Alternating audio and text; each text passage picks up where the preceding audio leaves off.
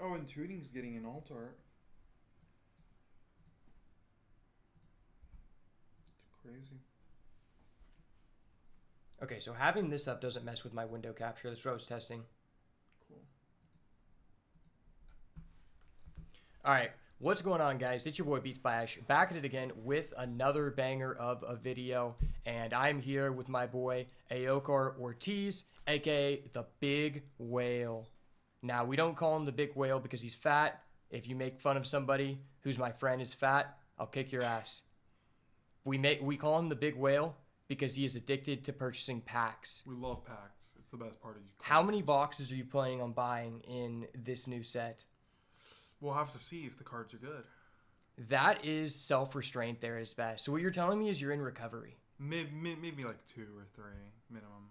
Yeah, so this guy, he used to purchase about 1 to 2 boxes per week on a regular basis. So he knows if cards are good or not, and that's basically why he is here today, because we are going to be doing the first part of our Bloom Burrow set review for limited, primarily draft, but I mean maybe there'll be a couple things to say about sealed, and we're gonna hop right into it. We're gonna try to do all of the commons. If we have time, if we don't, then that will be a part of the next video or the next stream, wherever you are watching this at. But we're actually going to start off with the gold cards and give a little information about what the mechanics are in this set, what each archetype is primarily trying to do, and then we will segment our way into each individual color, where we will go over the uncommon and commons respectively of that color. Now, the grading scale from this is going to be A, B, C, D, and F. A being cards that are bombs, cards that are just good in all situations, cards that you are very excited to open in pack one, pick one, and maybe also pivot into that color or splash that card in pick one of pack two. Now, Bs are cards that are very good. You would be fine picking this pack one, but primarily the definition of B is a card that is drawing me into that direction, making me want to go into whatever archetype or whatever like shell that card is a part of. And then C's are your bread and butter limited cards, mostly commons, cards that are good if you already are in that lane, that archetype, or already doing the thing that those kind of cards reward you for. And you're typically never cutting those cards from your deck. And then D's are role players that could be C if you already have all the right setup, but cards that if you have better cards, you would prefer to cut those cards, but quite often you're going to have to run a couple of these, especially if you're at the Pro Tour, you're at a competitive event where what you're trying to do is being highly sought after, and a lot of people are stopping you from just getting a bunch of premium cards. Not as relevant on Arena, but you definitely will have quite a few of these in your decks after the first couple weeks when people start understanding what you're trying to do and what are the best things to do. And then F is just cards that have no relevancy in this. A lot of commander cards, a lot of cards for constructed. We might give some takes on constructed if something just pops out, but that's not primarily what we are here to do. If something is bonkers, I mean, we'll call it out for sure. And then we'll have an extra category for sideboard cards, cards that are good in best of 3, because as many of you may know, fuck best of 1. I only play best of 3. Best of 3 is for the based individuals, because if you're ever going to play in a competitive event, you're going to be in best 2 out of 3 anyway, so there's really no reason for you to play best of 1 unless you're just a sack lord. But we're going to go ahead and hop right into this, and we're going to go ahead and discuss essentially the gold cards, what the archetypes are trying to do, and what the main mechanics are of this set.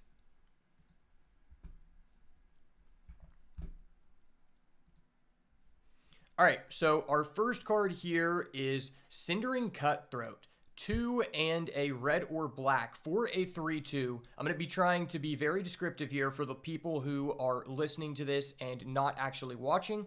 This is a 3/2 Lizard Assassin. The typing in this set is very important because this is essentially an all tribal set.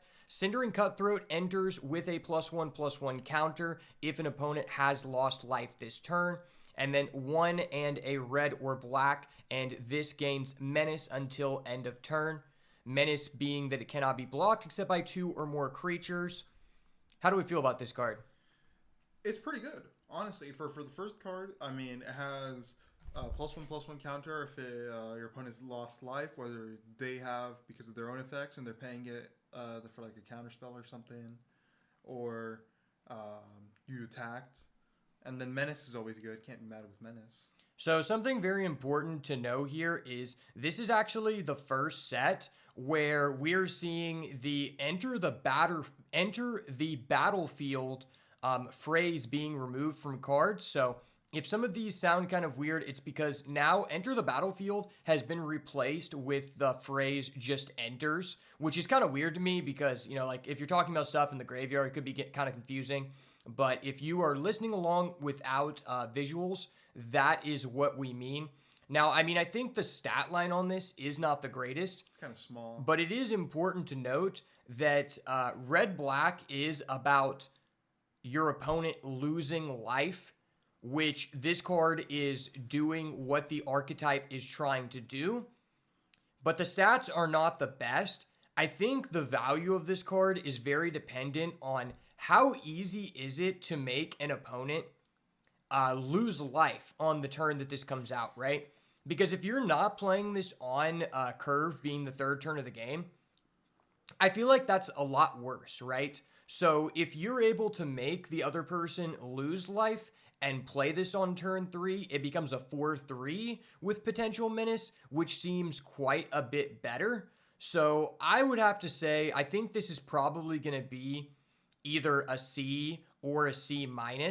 If the red-black deck is just not a good deck, I could easily see this being a C-, just because I don't know how easy it is for you to make them lose life by this turn, because you're going to have some kind of 2-drop, or I do know there are a lot of 1-drops in this format, but the question is, like, how evenly are those going to be dispersed, right? Because if you're going against another aggro person and you have a 1-drop and they also have a 1-drop, maybe you won't be able to attack with them, attack with your creature on that third turn and get in for damage because they're contesting. So that will have to stand the test of time. But right now, I'm going to go ahead and give this card a C. I agree. All right, let's move on to the next one here. All right, our next card is this the next card? Okay. Yeah. All right, our next card is Tempest Angler. This is 1 and double red or blue, any combination of the two, for a 2/2 otter. Whenever you cast a non-creature spell, put a +1/+1 counter on this creature. It is a otter wizard. Otters are relevant in the red-blue space, and this card seems to be it seems like a cornerstone of the red-blue spells deck. Now, I don't know how good that is, but this is essentially a Spellgorger Weird, which we've seen many times before. And I feel like this is a card that probably pulls you into this archetype. I think there's a lot of like good low-cost removal from what I've seen, especially in red. And I feel pretty good about this card. I think I would give this a B-. This is definitely a B for me. I think that, it's red-blue. You're going to have a lot of removal in red, hopefully. Any spell. And it's an otter. It's fucking sick. Okay, and it is important to note with this card, it is not just instants and sorceries. It is non-creature, and that means that you can trigger that off of artifacts. Food is a big theme in this format. And also, I do know, not sagas, but there are classes. Classes are the cards that it's essentially an enchantment, but you can pay additional mana to level it up to the next level. So I think that's very important to note with this card, and that probably makes the card quite a bit better. Okay, moving on, we have the blue-white card, 3 and a blue-white Seedpod Squire for a 3/3 bird flying. Whenever this attacks, target creature without flying gets +1/+1 until the end of the turn. Honestly, 4 mana 3/3 is already a pretty good stat line. And the fact that you can give someone else +1/+1 is pretty relevant because there is a mechanic in this set that we're going to talk about in a bit called Valiant. And Valiant essentially is a keyword that triggers your abilities whenever the creature with Valiant is targeted for the first time each turn. So when you think about that, from my understanding, the red and white cards are the ones that have the Valiant keyword, which means that this is probably going to overlap into not only the blue-white bird decks, but also the red-white mice deck, because this might just be a secret single-color card. Like, you're probably down to play this in a red-white mouse deck if you have a lot of Valiant, just because it's a free trigger every turn, and from what I understand, most of those creatures are on the ground anyway, which makes them pretty valid targets. I think that this is probably going to be pretty premium, and I think this is probably going to be a B. Yeah, I mean, this just has build-around potential. You can definitely see multiple of these in the game, and if you have multiple of them out, and you have multiple Valiant, you know, you can go swing, target both of your Valiants, buff all your stuff twice. It's pretty good. That's very true. And it is also important to note that there are some Valiant cards that buff up other creatures, which means there might be some combination where you're attacking with this and buffing up someone else who then buffs up this creature. I don't know yet, but I do know there are some cards like that. If those effects are only exclusive to targeting mice, then you might not be able to do that, but if you can, it probably makes this card a little bit better. But I think this is definitely something I would feel comfortable starting out with, just because it has that overlap, and if anything that we know about this set so far, it's a 2-color set with not that much fixing, and so being able to start with a card that gives you the opportunity to go into 2 different lanes, and you feel pretty happy about it, I think that's just a really safe choice. So I think this is just a really solid card overall. Yes, sir. All right, moving on to the green-blue common, we have Pawn Prophet, double green and or blue for a 1/1. When this enters, draw a card. So 2 mana 1/1, draw a card. I think that's pretty good. I mean, we've seen an effect, and it is also a frog. I forgot to mention that. I think that's pretty good. We've seen similar effects like this before. But what's important to point out about this is that we know that green-blue has some effect to do with blinking stuff, meaning target creature leaves the battlefield, then returns to the battlefield.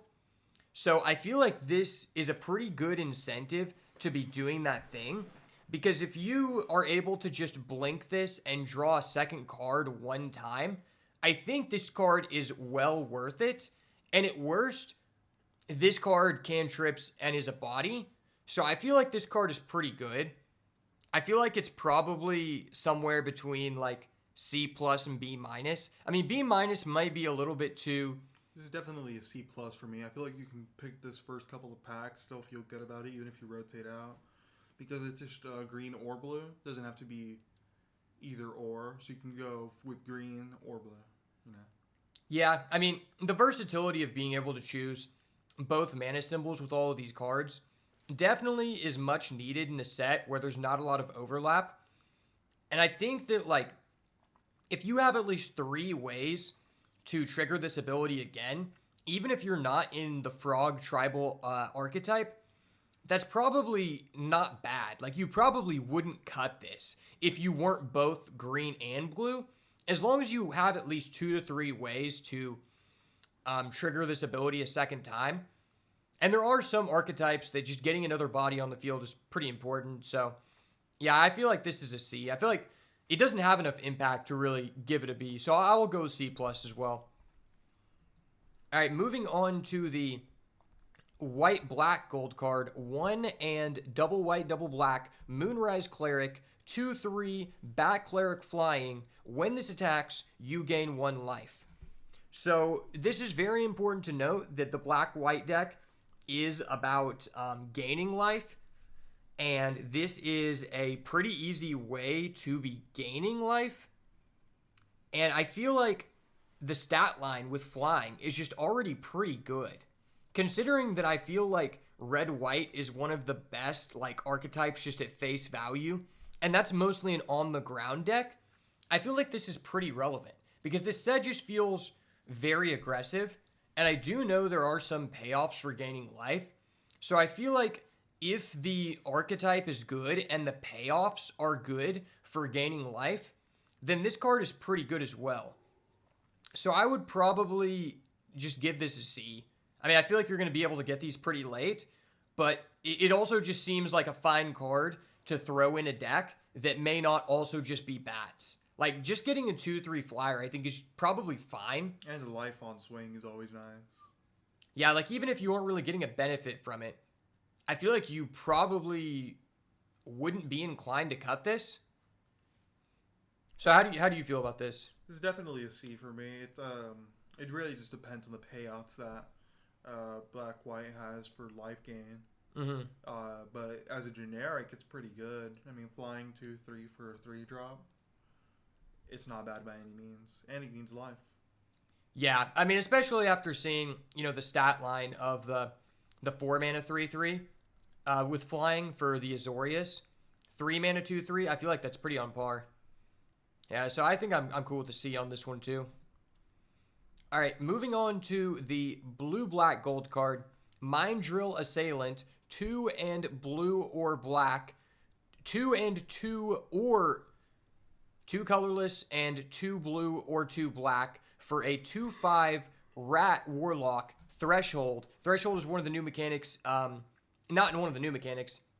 Threshold is one of the returning mechanics in this set, which triggers your abilities if you have 7 or more cards in the graveyard. And if you have 7 or more cards in the graveyard, Mind Drill Assailant gets +3/+0, which seems pretty good because at that point you're paying 4 for a 5/5, which is just good. And then you can pay 2 and a blue/black to surveil 1. And I feel like that's pretty good in itself. Because you got to think, if you don't have 7 cards in the graveyard, it might not be bad to just put this on the battlefield. Because you can probably, like, as long as your opponent doesn't have flyers, you can probably stop them from attacking on the following turn. And then if you're close to getting Threshold, you can start using the ability to enable it. So I think this card is actually pretty good. Because it's really good if you already have Threshold. But if you do not have that, you don't have to do additional work to get to that. Because he has a built-in way to get to that. And I think that's really, really good. Yeah, this card definitely seems to have a lot of value. Being able to surveil, look at the top card, and like if it's good, you can keep it there. If not, you can help reach Threshold. I mean, you could also use it on your opponent's turn if you have an instant and they're swinging it. You know, sometimes they're not expecting for you to have an instant. You have 6 in grave, go to 7, becomes a 5/5 during their turn. It's pretty good. That is very good too. I didn't even think about that. So you don't even, it's almost like you don't really have to use the ability as long as you can threaten the ability. Like maybe you do have an instant in your hand and you actually would prefer to use that instant, but because they know you have 3 mana up, you're threatening the ability to make it 5/5, which might just cause them to not attack. And especially if that's like, if there's a draw spell at instant, and you're like, I want to do this during my opponent's end step, then you can still threaten the potential of having a big blocker as well as using that. So I think I really like this card. I think this card is definitely a C+, maybe a B- if it's really easy to get Threshold or get close to it, then I think the card becomes even better. Yeah, it's definitely a C+ for me. It really depends on whatever Threshold cards are, but definitely C+ for me right now. And I also want to point out that in Wilds of Eldraine, I was known as the Rat King, and this is a rat and a warlock, which really pleases my senses for any of the OGs out there. We love Rat Warlock. All right, moving on to the red-green common, Junkblade Bruiser, 3 and 2 red or green for a 4/5 Raccoon Trample when you expend 4, this gets +2/+1 until the end of your turn. Now, expend is one of the new mechanics in this set, which is whenever you spend your 4th total mana to cast spells during a turn, you get whatever bonus. Now, I believe there is one card in the set that is not expend 4, it's expend for a different number. But just know expend is a mechanic that rewards you for doing something that you already want to be doing. Because it's like you already want to be using all of your mana every single turn in limited. And, statistics show that on average, people who use all of their mana every turn for the first 3 or 4 turns of the game have a higher win percentage on average. So that just makes me regard expend effects very highly. As long as it's something decent, just because you don't really have to do work. It's kind of like landfall. It's like I already want to be meeting my land drop and I'm getting a bonus effect. So I kind of regard those abilities in that stance. But this card, I think what really it has going for it is the fact it has trample. 6/6 trample for 5 is not bad. Yes, and it's also important to know that you do have to use the mana to cast spells. So if you're activating an ability, that does not get you to expend. But from what I've seen so far in this set, combat is very important, and combat tricks seem very, very prevalent in the set. So the fact that if you're going into combat and you're holding up mana, you're already threatening a combat trick. That's what your opponent's thinking. You're also threatening the +2/+1, and this has trample, so they don't really want to block it. And in my mind, that's really good. I think this might be a B-. I think this is just a good card. This card makes me want to be doing the red-green thing personally, because I just feel like, from what we've seen, a lot of the cards in this set are very small. And that just seems like a lot of stats. Yeah, it seems very impactful as a trample, and he just gets huge, man. Mm-hmm. I definitely think this is a B- for me. It's also important to know that it's kind of like the threshold card, except it's easier to threaten your ability. Because let's say we don't have anything that we can actually do in our hand, but I just leave 2 mana up and I attack. Well, this is trample. If I have a combat trick, I'm going to blow you out, right? But if I have a combat trick, normally I wouldn't be pushing through damage. You'd be more inclined to block. So I feel like, once again, the opportunity to threaten the ability might actually be better than actually being able to trigger the ability, if you know what I'm saying. Because you're going to be guaranteeing damage. So I think this is probably one of the best gold cards we've seen thus far. All right, moving on to the green-white gold card, Head of the Homestead. 3 and double green and or white for a 3/2 rabbit citizen. When this enters the battlefield, create 2 1/1 rabbit creature tokens. How do you feel about this? Off rip, we remember that white has a lot to do with ETBs, or green, sorry. So we can definitely see this coming back multiple times. That could be a possibility. I also think that 3/2 kind of small, but at the same time 2 1/1 tokens kind of makes up for it. Yeah, I mean, I think there's a lot of things in this format that promote you for going wide. So if you're paying 5 mana, then you're getting 5/4 worth of stats across 3 bodies. If you have a pump spell, then that becomes even more valuable. I think this card is really good. I think this card is probably going to be a B, because even if you aren't in the rabbit archetype, which does promote you for using tokens and going wide, getting additional tokens is just so valuable, because it makes your opponent's removal just worse of a value trade. Because even if they have a kill spell for this, then you still have 2 extra bodies, which I feel like is really relevant in this format.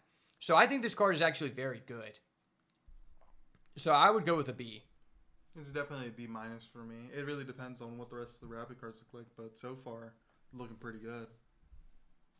All right, moving on to the green-black gold card, Corpse Berry Cultivator. 1 and 2 black or green for a 2/3 Squirrel Warlock. Once again, the Warlock tag being thrown around. We'll have to see if that's relevant. At the beginning of combat on your turn, you may forage. Now, forage is another one of the new mechanics in this set, which requires you to either exile 3 cards from the graveyard or sacrifice a food. When you do forage, put a 1/1 counter on Corpse Berry Cultivator. So I guess you're paying 3 mana, and then if you can forage, this immediately becomes a 3/4 with the potential to grow bigger. I think this card's really good. This card can be very good, especially because it can go full on green. Yeah, this card's kind of busted. So from what I understand, it's important to point out that while there are black cards that are wanting you to forage and threshold, using the part of forage to exile cards from your graveyard, will fuck up your threshold. Yeah, it negatively affects your threshold. So those cards are not meant to be played together. Just for anyone who was thinking about that, they don't go in the same deck. But I think that most of the time, you're looking to sacrifice a food more often than you are trying to exile 3 cards, even if you're playing a non-threshold deck. And I think that cards with the forage ability, my hunch is those are going to end up being very, very good, specifically because the closest thing we can compare this ability to is when in Wilds of Eldraine, we had the bargain mechanic. Now, bargain was a mechanic where, similar to forage, instead of just sacrificing a food, you could sacrifice a artifact, enchantment, or token. Now, I think it's probably relatively easy to be creating food in this format, and because in Wilds of Eldraine, bargain was like the best mechanic in the entire set, I feel like this is just really good. Because we have to think, I feel like green, we know green blue, and I'm pretty sure green black as well, is trying to not be aggro. And that tells me that this is very similar to what was happening in Wilds of Eldraine, where food being a primary source of fodder for your effects is really, really good, because these are also the decks that you probably want to have the food if your opponent is being the aggressor, because you might need to gain back life so you can get back into the game, right? So I think very often the play pattern with this card is you're probably going to sack a food the first turn, and once you get your guy big enough to start chump blocking, not chump blocking, but just blocking their guys and making it to where they can't kill your guy, you're probably just going to start using the food to gain life, or just like keep it open and threaten the ability to gain life so that the aggro decks can't like threaten to kill you. And for that reason, I just think this card is very strong, and I think that the forage mechanic is going to be very strong. Plus, just for the cost, what you're getting, you're already getting an above rate card if you can forage once, and then if you can forage another time, this card's just broken. So I think this card is definitely a B, and I feel like I would feel very good about starting with this card. This is definitely a B plus for me. I think this card can definitely take you places, whether it be black or green or a little bit of both. Yeah, I mean, I definitely agree. I could be convinced about that. All right, moving on to our last gold card here. We have the red-white common, which is Veteran Guard Mouse. 3 and 1 red or white for a 3/4 mouse soldier with Valiant. Valiant is the new mechanic where when this creature becomes the target of a spell or ability you control for the first time each turn, it gets +1/+0 and gains first strike until the end of turn. Okay, sorry, I messed that up. Valiant, the mechanic itself, is just whenever you target it. But this ability to give this creature +1/+0 and first strike, that's only a part of this card. I know I said that kind of weird. Oh, and also you get to scry 1. So I'm just completely messing this up. Understand that if you target this for the first time, it gets +1/+0, first strike, and you get to scry 1. That is absurd. This card is broken. Yeah, this card is broken. I think this might just be the best gold card. 3/4 that turns into a 4/4 with first strike. And scry. Yes, I honestly just think the scry was completely unnecessary. Definitely unneeded, but it definitely makes this card maybe even our first ace here. Yeah, I think this might actually be A minus. Like, this is a card that I just feel like the floor is so low. Like, at worst, like, even if you don't have a way to target it, since the opponent knows, like, that's what your deck is about, they're going to be knowing that you could threaten the first strike. And what we've seen in the past couple years is Wizards has done a lot of things to make it where in these standard sets, the first strike typically only applies during your turn and not during the other person's turn, because they know that, like, it just makes an unfair defensive and offensive card.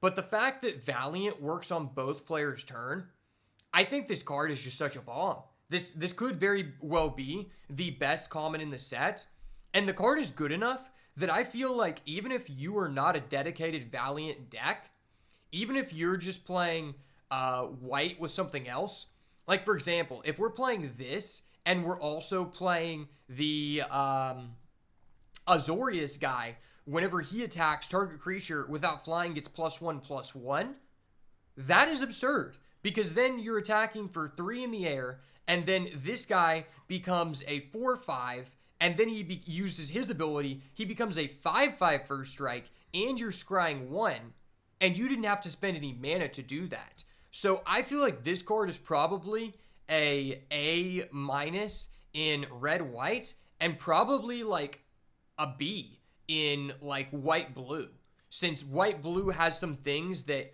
you want to be targeting people on the ground. I mean, maybe you just play red-white and you play the Azorius gold card in red-white. I think this is probably one of the best commons in the set, I would assume, from what we've seen thus far. This is definitely a B plus, A minus type of range. For sure. All right, now let's go ahead and pull up some other images here. The next round. How facilitated is the Valiant mechanic in this set? From my understanding, Valiant is very, very... I think there's like 5 or 6 Valiant cards below rare in red and white. It's only available in red and white, from what I understand. But a lot of the cards that utilize it are low rarity. And I will say that the opportunity to trigger Valiant is very, very low opportunity cost, because there are a lot of ways to trigger it without spending mana, and I think that's what makes it potentially the best mechanic in this set. I'm pretty sure there's some other gold cards. Let me look real quick.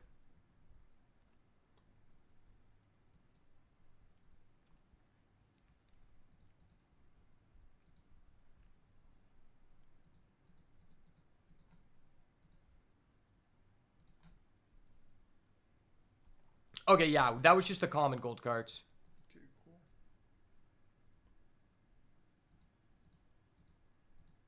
Just pop them out.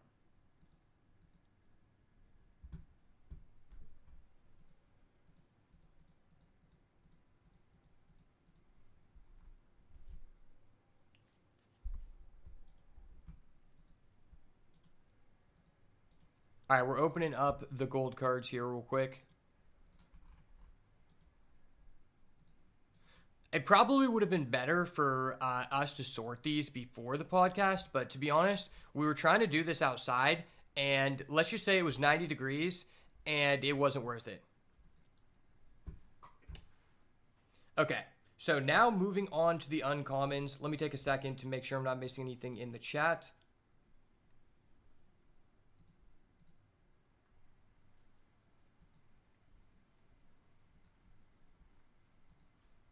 If I don't get to your message immediately, we will be checking in between, because sometimes the messages don't pop up immediately on Streamlabs, and I have to manually check them.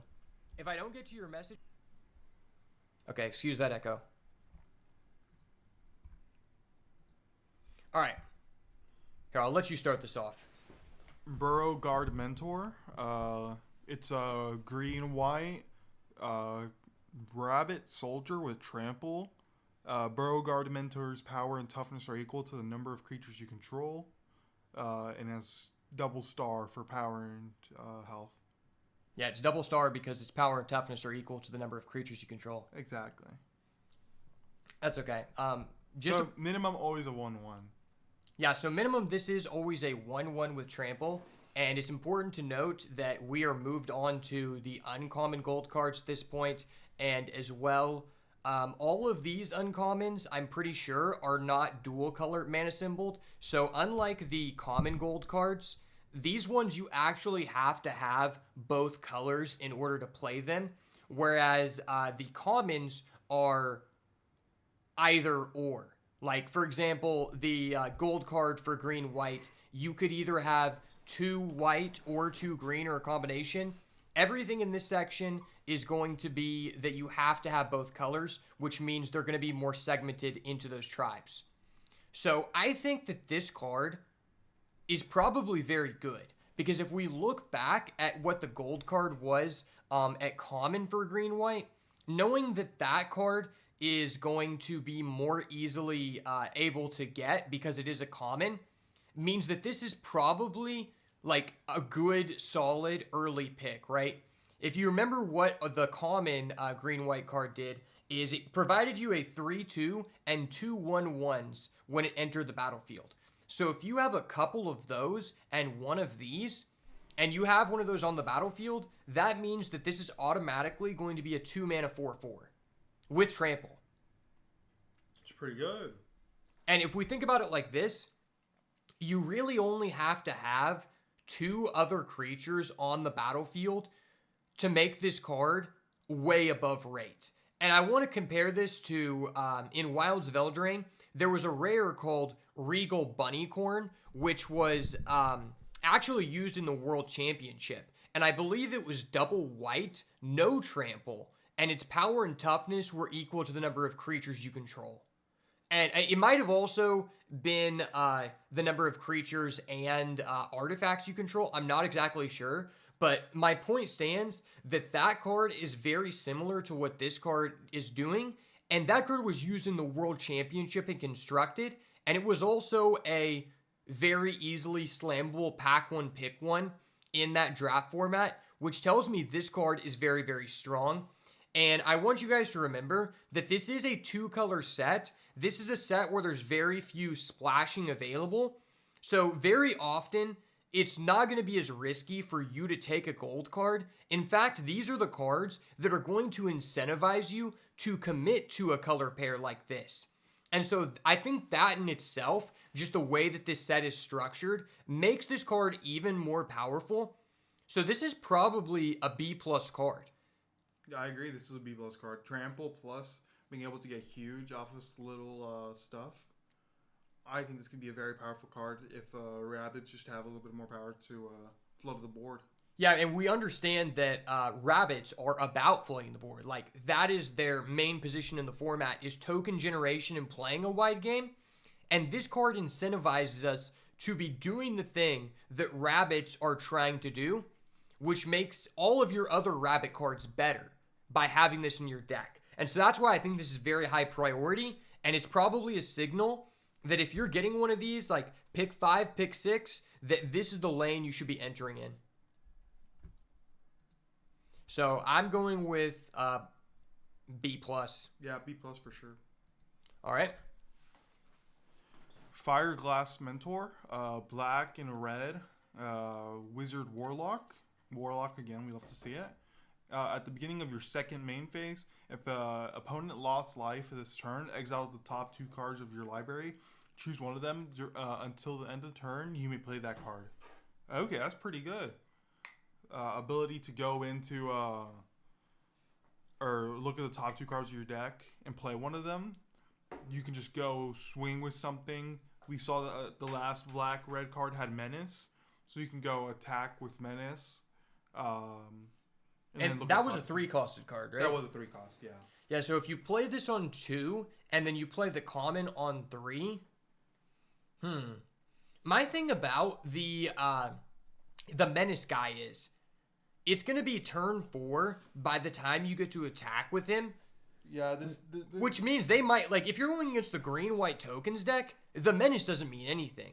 So it's almost like, I think this is a good card, but my intuition tells me that this is like kind of one of the weaker archetypes in general in the format. They definitely need some form of early game burn, otherwise I don't see them doing very much in the format. Yeah, I think this is a card that it does have a high impact, but it's not really pulling me in to decide this is the thing I'm trying to do, because don't get me wrong, it's very high impact. But if you don't have other things that enable you to do this, does nothing. Yeah, and also 2 mana 2/1, that stat line kind of sucks. Yeah, it gets just poked off by anything. Like, I mean, even just compare it to the green white gold card. If they go 1-drop, 2-drop, their 2-drop is already just better than yours, because they have a 2/2 trample and you have a 2/1 with a situational effect, to say the least. Yeah, this definitely seems like a B- for me. Really? I was gonna say that this is like a C, maybe a C-. See, I think that the card in of itself is pretty good, right? But they just have no good ways to inflict the damage. If you could inflict damage every single turn easily with the burn or something, I can definitely see this card being very good. See, I think you might be confused on the way that, like, we might be grading things in different ways. A B, to me, is something that I would want to start with. Oh, no, this is... You know what I'm saying? Yeah. So C's are cards that are good, but they're cards that you want to pick up when you already have ways that, like, synergize with this the win. This is definitely a C- to me. Like, this card doesn't, for me personally, doesn't make me want to decide to go into red-black, right? No, unless I already had red-black cards that were using this, I would definitely not pick this up. Okay, yeah, okay. So definitely a C-. You're right. Yeah, and especially if, like, it just seems very matchup dependent, like, this archetype, because, like, we know that red-white and green-white get on board very early, and I feel like this ability and this mechanic in general to make your opponent lose life requires a lot less work if you're going against people who are playing, like, let's say green-blue or green-black, one of the more mid-range slower decks, and also just if you get to go first, right? Because, like, there's a big difference between triggering effects that require your opponent to lose life by just getting to attack for free when they don't have a guy and having to use, like, a secondary effect to turn that on. I think that's very important to, like, distinguish. So maybe this card could be a little bit better if, like, the best decks in the format aren't those very early aggressive decks. But so far, I don't think that's the case. I agree. All right, moving on to the green-blue uncommon Lily Splash Mentor, 2 colorless and a green and blue for a 4/4 Frog Druid with reach. You can pay 1 and a green and a blue, exile another target creature you control, then return it to the battlefield under its control with a +1/+1 counter. Activate only as a sorcery. This seems pretty fucking good. Yeah, I mean, even if you don't have anything else to target, you're still getting 4/4 with reach, which I think is very on rate, especially when we compare it to the gold cards that had flyers in them. I think it was the white-black one and the white-blue one. The white-black one was a 2/3, and the white-blue one was a 3/3. And so even just putting this on the battlefield, you are contesting those flyers automatically, and you don't even have to get value from the second effect. See, I think the biggest part about this is the fact that you can bring something back like the white-gold common to bring back another 2 tokens, right? Yeah, the green-white one. Yeah, the green-white one. Because you can just use all greens. You can throw this in a green-blue deck. And the draw one off of the other green-blue was also pretty good. There's definitely a lot of utility I see with this card. Yeah, that's very true. So if you remember, the green-blue gold card was a 2 mana 1/1 enters, draw a card. So that means that if you go that gold card into this, every turn after, you can pay 3 mana to draw a card. And also that comes back with a 1/1, so then you're even upgrading that guy to a 2/2, which I think is pretty relevant. And I feel like this guy, like, so far, I mean, we've only looked at the gold cards, but this is the first thing we've seen that enables this mechanic to essentially blink things. And I feel like that's going to be pretty important in this deck. So I would probably grade this a B. Yeah, this definitely looks like a B+ to me. This seems like it could be really, really good if you pick it early and build into it. Yeah, it could definitely be a little bit higher than just a B or a B minus for me if it turns out that the best decks in the format are the ones with those flyers. Because, like, being able to contest those cards in the air the first turn this comes out are a big part of why it's good. Okay, moving on to the blue-white gold card, we have Plum Creed Mentor. This is 1 and a blue and white for a 2/3 flyer. When this enters or another creature with flying enters, put a 1/1 counter on target creature you control without flying. Wow. That looks pretty good. And the art is just goated. Yeah. This card seems busted. So, when this enters, if you have another creature on board, you're automatically paying 3 mana for 3/4 worth of stats plus flying.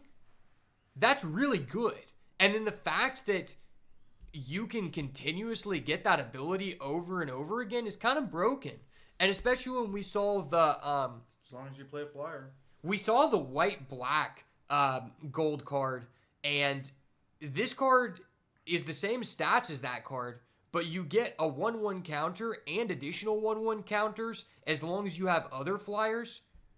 This card just on a stat line alone kind of make that card look like pathetic. I think this card is probably one of the safest early picks. Like, this is a card that really makes me want to be in blue-white for sure, especially with the common gold cards that we saw that kind of overlap with this.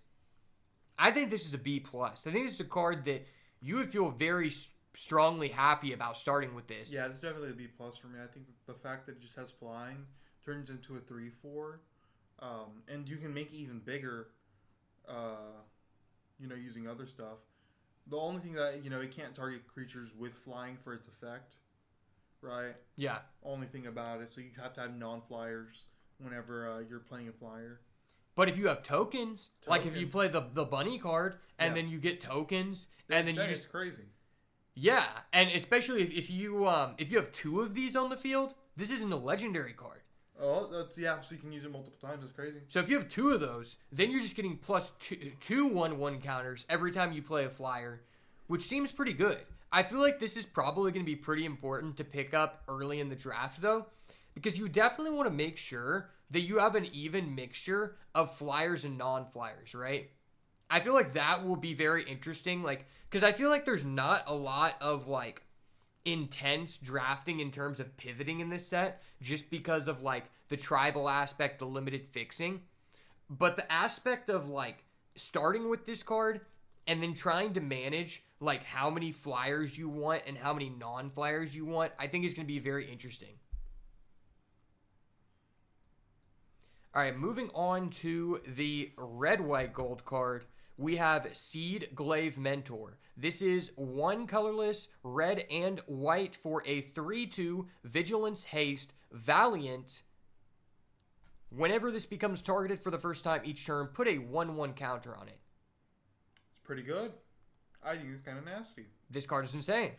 For 3 mana, you end up with a 3/2 that turns to a 4/3. And it can keep going higher. And it has haste, so it can attack on the turn. And it has vigilance, so it's a blocker. Vigilance and haste makes this card really pushed. Yeah, it's disgusting. Honestly, I think they could have removed the vigilance part, and this card would still be insane. They could have removed haste, and it would still be insane. Yeah, this card's kind of absurd. Especially because, like, imagine the 1/1 counter on it is permanent. Yeah, so imagine you play this, the first turn you play this on 3, and you have an ability on the field like the blue-white flying guy that targets another creature whenever he attacks, and you attack with both of them the first turn this is played. Well, now you're getting in for 4 damage, and you just have a 4 attack blocker on their turn. That seems disgusting. Yeah, I think this card is... This might be an A tier. This might be the mythic uncommon of the set. I think this is probably an A-. I think this card, like, just really benefits you It really rewards you for being aggressive, for getting on board early, which is already what we've seen red-white is trying to do, and even green-white. I mean, if you have any white and you see this, you're automatically just going to pivot to red-white. So far from what I'm seeing, I feel like I just want to be starting out white in this format. Like, white just seems like it has so many broken tools. Like, white gets Valiant, white gets Flyers. I mean, those are just like the best things to do in this format.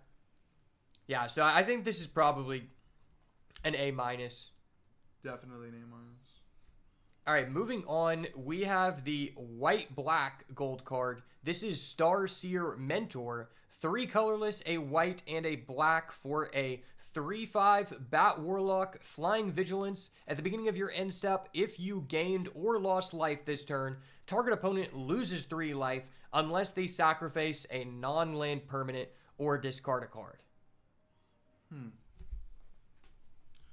This card's pretty weird. This is your end step. So you can't use it during your opponent's turn. That kind of sucks. Vigilance is always good. Lost or gained is kind of interesting. Because that's just assuming that you can gain in white-black. It seems okay. Seems like a B. I don't know how I feel about this card. I think this is a really weird card to evaluate. For 5 mana, it's just so expensive. Well, so I like the stat line. That's not my problem. I think 5 mana, 3/5 Flying Vigilance is good. It's the part of this ability that gives your opponent an option to sacrifice a non-land permanent or discard a card that I don't like. Because let's say the best case scenario, you have 2 guys on the board that trigger an ability whenever an opponent loses 3 life. It might just be better for your opponent to just discard a land and negate you being able to trigger your guys on the board. You know what I'm saying? Is the fact that they can just like nullify your core game plan that I don't know if I like. Especially because I'm not sure that this deck, like, it seems like with a deck like this, based on your opponent losing life, that you would want to be aggressive, but I don't feel like if this is considered aggressive, like, what is the red, white, and the green, white stuff? Like, those color pairs just seem way more aggressive than this, which makes me feel like this isn't that good. Because I feel like it's going to be kind of difficult to trigger that. Yeah, I just also don't like it being during the end step. I feel like that's kind of minimizing what it can really do, right? Yeah, because there were a couple cards that I think... At the end, second main phase. Yeah. Fucking during the battle. Mm-hmm. You know, this is way too late. If it said, like, at the beginning of your turn, that'd be way better. Because then you've already damaged your opponent for the whole turn. Yeah, that sounds a lot better. I think this card is probably like a C-. Like, I feel like if you have like a lot of things that interact with it, I feel like more often than not, the main reason you're playing this card is because you might just need like a 5-drop. Like, and since the format is looking very aggressive, I feel like you don't want that many 5-drops. So I feel like all in all, you're probably going to get this kind of late. And I feel like you might only want like 1 or 2, like 5-drops period. So I feel like this is kind of just a card that you take when you just already have all of the pieces aligning for you. And so that's why I have to give this a C-. It's definitely a C for me. All right, moving on to the red-blue gold card. We have Stormcatch Mentor. This is a red and a blue for a 1/1 Otter Wizard. Haste, Prowess, which means when you cast a non-creature, this gets +1/+1 until the end of turn, and instants and sorceries cost 1 less to cast. This seems insane. This seems like the exact kind of... Yeah, this seems like the exact kind of card that is going to pull me into red-blue, because once you have this on the field, if you also have the common on the field, it's going to be very easy for you to start giving the common 1/1 counters. And the fact it has haste is very relevant because, you know, with cards with small stat lines like this, typically their play window is kind of narrow because if you get into the late game, it's kind of bad. But even if you have this on turn 4, you could still play it, activate a spell at a reduced cost. Swing for 2/2. Yeah, swing for 2, and then, maybe you give a 1/1 counter to the common. So I think this is a pretty good card. I think this is probably a B- for me. Yeah, I think this is a B for me. I think that the red-blue has potential. It just kind of depends on what spells they have, Yeah, I think this card's pretty good. Next up, we have the blue-black gold card, Tidecaller Mentor. This is 1 colorless with a blue and a black for a 3/3 Rat Wizard with Menace and Threshold. When this enters, if you have Threshold, return up to 1 target non-land permanent to its owner's hand. That seems really good. That's really good. Especially because you're having Threshold and you're going to be sending stuff to your grave. Being able to add back literally anything is going to be insane. No, you don't add back from the graveyard. You return a non-land permanent on the field to the hand. Oh, okay. That's even better.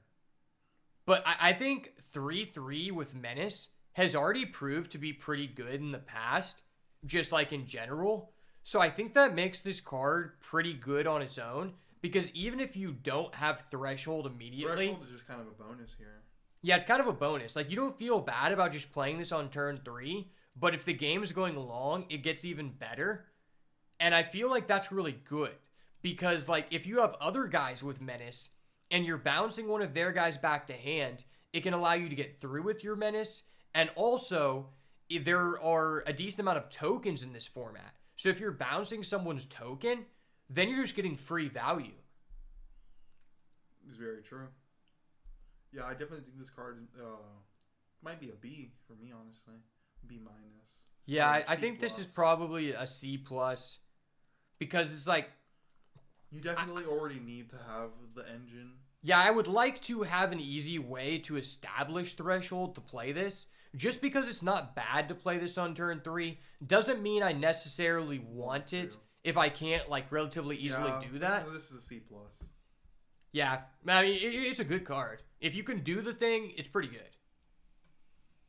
All right, moving on to the green-black gold card, we have Vine Reap Mentor. 1 black, 1 green for a 3/2 Squirrel Druid. When this enters or dies, create a food token. Food tokens can be sacrificed for 3 life as long as you pay 2 mana and sacrifice them.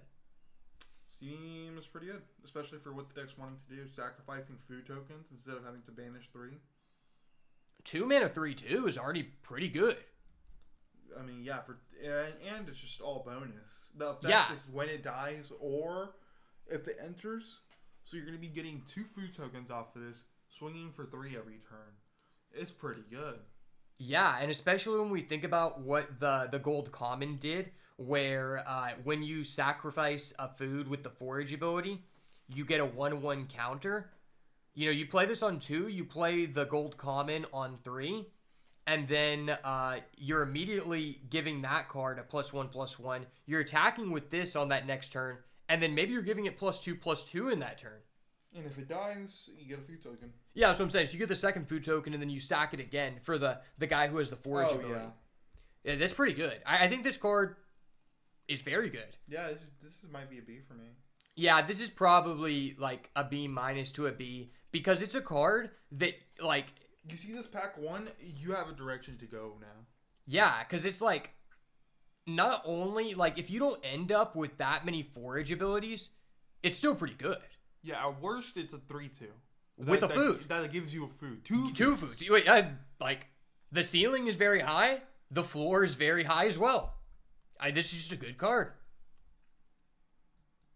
All right, moving on to our last golden uncommon here. We have the red-green one, Wandertail Mentor. 1 red, 1 green for a 2/2 Raccoon Bard. When you expend 4, put a 1/1 counter on this creature, and he can tap for red or green. Ramp. It's Ramp, baby. Fucking good. I think this is an easy B. We love ramping. I almost want to say A-, but it's realistically, I don't think the engine's good enough for it to be an A-, right? I just think the card in of itself is just kind of insane. It's going to become a 2-cost 3/3 that taps for mana. It's pretty nice. But I think this might be a B-. It's very interesting because usually we see these. We've seen this creature before. We saw a similar version in Wild of Eldraine. But the difference is with this card versus other cards we've seen in the past. Typically, those cards are like C-level cards that, like, if you're doing the thing where you have late game cards, this is really good. But you don't want to pick these early because if you don't end up with those late game cards, the mana isn't that much for you. But it's the fact that this card, it just turns into a beater. It grows, and it goes into the aspect. It goes in the aspect of expend 4, meaning that if you play this on 2, you're able to expend 4 on the very next turn, right? Like, this card is usually like okay in sets because you're mainly trying to get to like 5 drops and plus. But the fact that expend 4 wants you specifically to get to 4, and this does that immediately. It turns into a 3/3. That makes me think this is really good. This card seems really good. I think that red-green has a lot of potential. Yeah, red-green seems very good. I feel like this is probably B. This is probably the first mana dork that I'm like, okay, I actually want to start with this. Yeah, this is definitely a flat neutral B. Okay, now that's going to do it for the gold cards. So we're now going to move on to the commons and uncommons.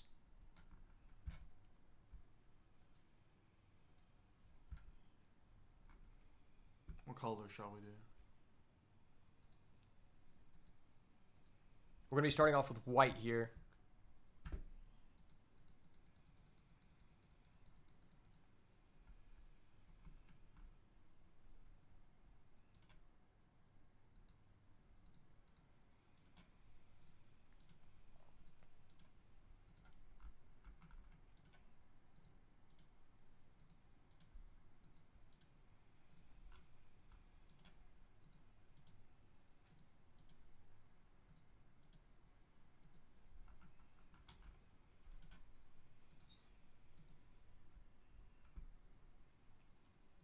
And here we go with the first card.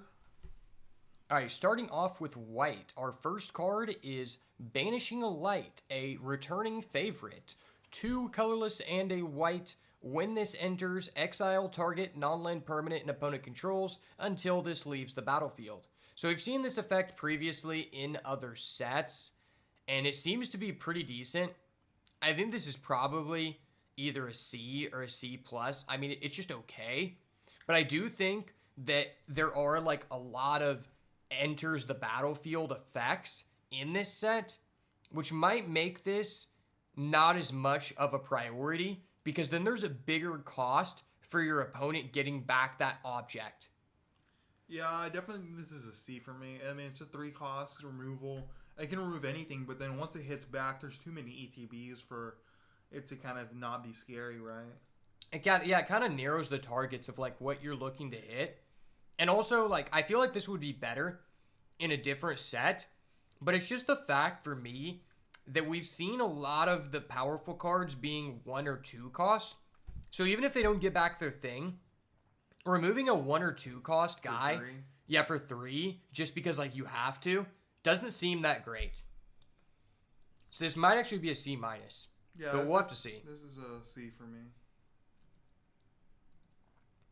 All right, moving on, our next card is Brave Kin Duo. 1 white for a 1/1 rabbit mouse. 1 and tap this, tap target creature, or 1 and tap this, target creature gets +1/+1 until end of turn. Activate only as a sorcery. This is a C+. This seems pretty good. Being able to trigger anything that gets Valiant. That seems good. Honestly, I feel like this might be a C+, only because the red-white deck just seems really good. Because at face value, the fact that this is only sorcery is a negative because part of Valiant is going into combat and threatening that you could Valiant even if you can't. And the fact that sorcery, that kind of limits you on that, but it still seems to be like, that just seems to be a strong mechanic in general. So it very easily could be a C+. I think I'm going to go with C for now. I think it's just a card that you can definitely see halfway into your draft and be like, okay, I can take this. You do have to pay 1 mana, though, which is pretty relevant because it seems like you want to be curving out with those decks. So I feel like this is probably best if the red-white deck wants to be so low to the ground that you don't really want 3-drops, because then you would feel fine with playing a 2 and tapping this. If you're wanting to play a decent amount of 3-drops, this might not be that good. Because if you're having to wait like multiple turns to get access to the ability, it might not be as good. Because you can't even threaten it during the other person's turn. So I think this is probably like just a good C synergy. All right, moving on, we have Carrot Cake. This is 1 and a white for an artifact food. When this enters and when you sacrifice it, create a 1-white rabbit token and scry 1. And as well, it has the standard food effect to sack and gain 3 life. So this is our first card we've seen that is actually a food type, which is very relevant for forage. And I think the best comparison to this is there was a card in Lost Caverns called Tinkerer's Tote, which had a similar premise because when it entered, I think you gained 3 life, and when you sacked it, you got 2 1/1s. And I feel like this is probably going to be pretty relevant in the green-white deck if you have like some of the green forage cards. So I think this is very dependent on if you have the forage cards, and if you do, it's probably a card you want in high demand and in high surplus, because I think Scry 1 is pretty good. Yeah, Scry 1 for 2 and you get a 1/1. I think it's very playable. It's definitely C+ for me. Yeah, I think if you're in the forage archetype, it's probably a pretty high commodity. So I would go C. All right, now we have Crumb and Get It. A very nice play on Come and Get It. That was not a lazy joke at all, Wizards. So this is 1 white for an instant. Gift a food, which gift is one of the final new mechanics where essentially you promise your opponent an additional benefit for them, similar to a kicker cost, in order to get another effect. You can gift people a food. You can gift people a 1/1 tapped fish. You can gift them a card. I think you might be able to gift them a treasure. I'm not exactly sure, but those are the main ones. So whenever you play this, you target creature you control gets +2/+2 until end of turn. And if you gift them a food, that creature also gains indestructible until end of turn. And gifts are optional. So at baseline, you're paying 1 mana to give someone +2/+2, and if you feel like it's valuable enough, you can give them a food token to get indestructible until end of turn. I think this is probably a C- level card, but I will say I think this card is probably a really good sideboard card. And the reason I say that is I think that on average, giving your opponent a food isn't too much of a downside, but if they're playing a forage deck, I don't want to gift them a food, and at that point, I probably don't want to play this card. So I feel like this might just be better in the sideboard, and if you have to play it in your deck because you're low on playables, I guess you can, because it does trigger Valiant, but it's probably way better if your opponent doesn't have good things to be doing with food. Yeah, I think that it's definitely kind of a weird card, right? Because the food is just so usable. Yeah, we don't even know like how many people want to be using food, right? I mean, green-white seems pretty good. Green-black seems to be the main like perpetrator of using food, and that deck looks pretty good so far. Yeah, it seems like a sideboard type of card. Maybe like a C. Maybe if you just have like all Valiant, it becomes a C. But it's probably just like a D+ sideboard card if you like don't. Like, as a Valiant is like a big thing, and it's like if you're prioritizing the Valiant cards, you might not be able to get all the cards that target them. So if you have Valiant red white, I think this comes like a C+. Yeah, because I mean it is it's like a D+. It is 1 to just trigger Valiant, and it's a +2 too. Yeah, and if you think about it like this, if you're targeting someone with Valiant, maybe it's actually like a +3/+3.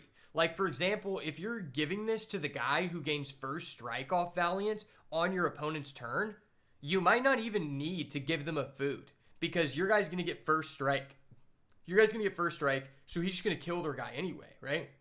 Very true. So I think it's very dependent on what you're doing. So it seems like a subpar role player in the deck. So we'll just have to see, but probably a C-. All right, now we have Intrepid Rabbit. This is 2 and a white for a 3/2 Rabbit Soldier Offspring. I believe this is the final new mechanic we have not talked about. Offspring is an ability where you pay an additional cost to create a 1/1 copy of this creature. Unfortunately, every single creature with Offspring has an individual token with it, which is something to be aware of, because if anyone remembers, historically cards that have a specific token can become quite expensive. I know this is a common, so it probably won't be as valuable, but the Offspring mechanic on its own, that is an irritating aspect, because I remember whenever Fable of the Mirror Breaker came out, like everyone has still been using that card in like all playable formats in, and that token is worth like $10. So the tokens might be expensive, but nonetheless, you're paying 3 mana for a 3/2 or 4 mana for a 3/2 and a 1/1. And when this enters, target creature gets +1/+1. So you're either playing a 3 mana for a 3/2, give 1 +1/+1, or you're paying 4 for 4/3 worth of stats and give +2/+2. I think this is a very versatile card, and it's probably a pretty decent role player in the green-white rabbit stack. Yeah, Offspring seems really interesting. Being able to give a 2-for-1 additional seems really easy. This definitely seems like Rabbit's a really good rabbit enabler. And, okay, I want to make this be known that because this is an additional cost and not an ability, if you have green cards that have expend, this does trigger expend because it's not an ability. So then you're expending 4. Ooh, that is nice. So you might actually want to do this if you are in the expend deck, or if you're in the red-white deck. I know red-white is about mice, but still being able to give 2 things +1/+1, that's 2 Valiant triggers. So even though it's not a mice, that might be worth it to you too. And so I see this as being one of the higher value late picks because it does have some overlap. So this is probably a C+. I agree. Now, some of the Offspring costs are more than 1. So the fact this is 1, I feel like is pretty good. It's pretty cheap. Yeah, just the versatility of the play window is very important because as we addressed earlier, it's, one of the best things to be doing in Limited is spending all of your mana every turn. And this gives you the option to do both. Moving on, we have Life Creed Duo. This is 1 and a white for a 1/2 bat bird flying. When another creature you control enters, you gain 1 life. Okay, well, this is exactly the kind of card that I would actually want to have in those black-white decks because this is so much of an easier way to trigger your cards that activate whenever you gain life or they lose life, right? Yeah, I feel like it's 1/2 for 2 with flying. When it's another creature enters you gain a life, it's pretty good. You'll definitely be able to spam out with tokens, like the 1 rabbit, get out 3 life for 3 mana is pretty good. Yeah, that's true. Like if you have an Offspring card and you make 2 tokens, that could be good. But I feel like this card is pretty narrow in the aspect of like, you probably want to cut this every time if you're not playing the life gain deck. And so for that reason, I think this is probably a D+. It probably becomes a C in the life gain deck, but I feel like these are going to go very late because it just seems like you really only want this in 1 deck. Yeah, it just doesn't seem like a card that most decks are going to want. But it does mean you can get them late, so that is important to note. Moving on, we have Nettleguard, 1 in a white for a 3/1 mouse soldier, Valiant. When this is targeted for the first time, it gets +0/+2 until end of turn, and you can pay 1 and sacrifice this to destroy an artifact or enchantment.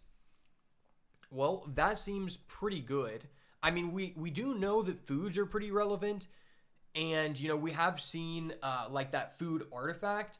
So I feel like the utility of having an artifact and enchantment removal is probably going to carry this card, because at least for me, in the past couple sets, It's felt like the artifact and enchantments were more irritating to play against than it was actually the creatures.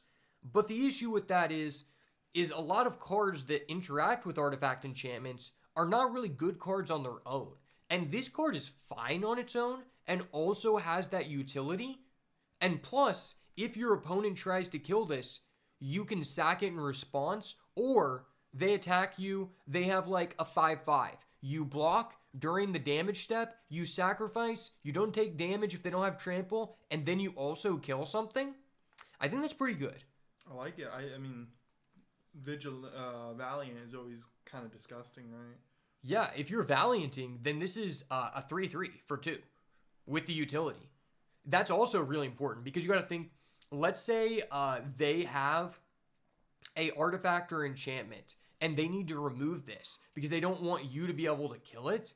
Well, if you're able to trigger the Valiant, then you don't even have to use the ability. Like if they're holding an artifact or an enchantment in hand and they're like, I'm going to try to kill that before I put that target on the battlefield for them to kill. If you have a Valiant, you could potentially stop them from doing that. Like just how we saw with the Crumb card. You know, that gives someone +2/+2. That makes this a 5 health creature for 1 mana, which could protect this and just kind of play this cat and mouse game where your opponent can't play their card because they can't answer your card. So I think this is probably a C+, because the stats just aren't bad if you just play it.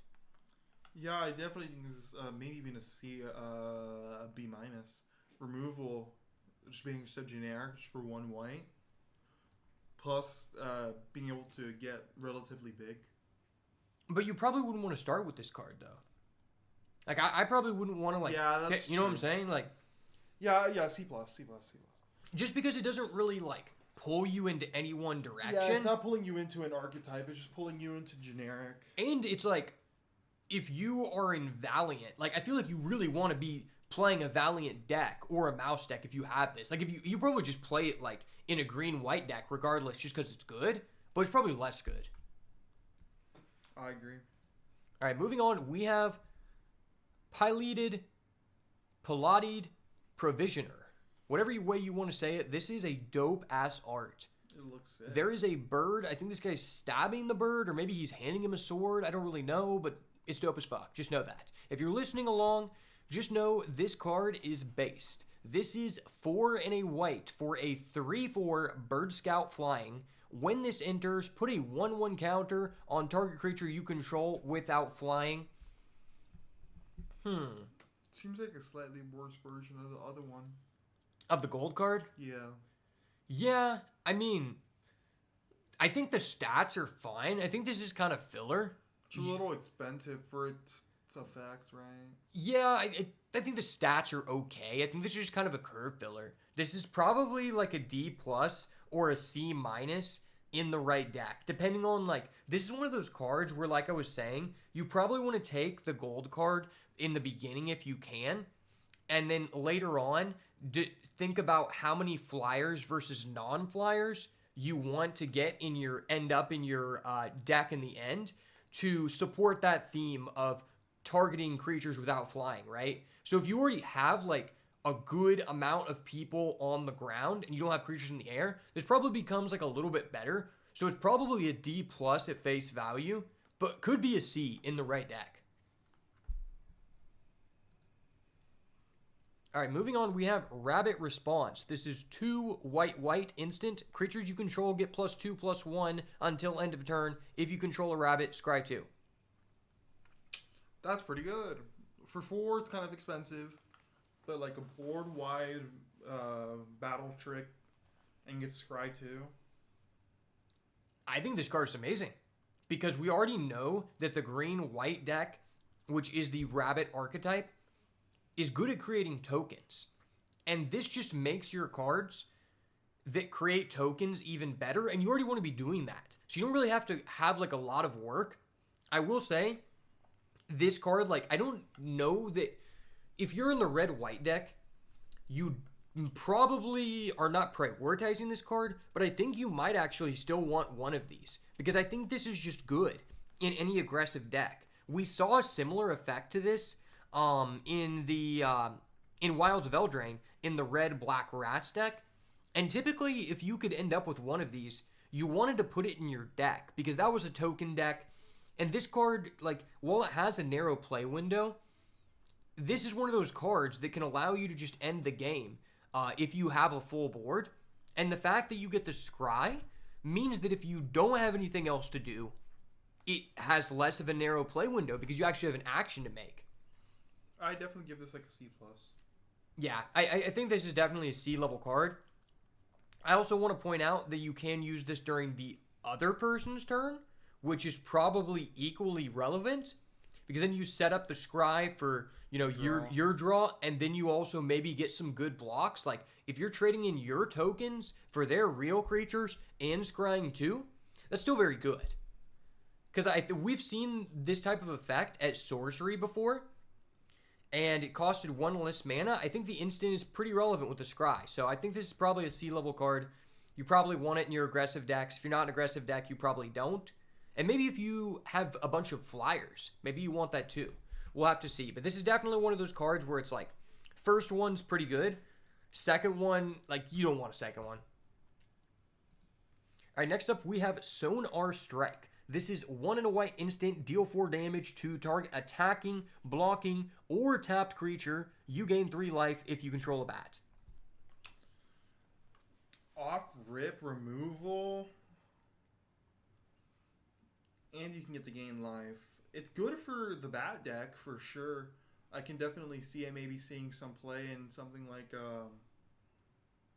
the white-black bats deck? Well, I mean, just in any white deck. I think that if you see one of these, you're like, okay, cool, this is removable. Now, this is probably a card that you don't want in an aggressive deck. You probably, if you're playing a control deck, this is a really good card. And I think it's important to note, for example, in Modern Horizons 3, which is a modern power level set, we had the white MDFC, which was 1 and a white instant, deal 3 damage to target attacking or blocking creature, and that card was pretty good. It was also a land on the other side, but the fact that you get to do 4 damage, and we also had a similar card like this in Lost Caverns of Ixalan, and it was also pretty good, tells me that this is good and probably better than those cards, because this is a lower power level format, we know the creatures are smaller, and this card has something that those cards don't. You can target a tapped creature. So even if they're not attacking or blocking, you can still kill things, which adds a wider play window to this card. Because let's say your opponent attacks you for a bunch of damage. If you top deck this for turn, it's not dead. You can still kill their guy. I think that makes this card pretty good. Yeah, I think it makes it very good. Obviously, like in the bat stack, like it's pretty good. But I think like you want this in the bat stack.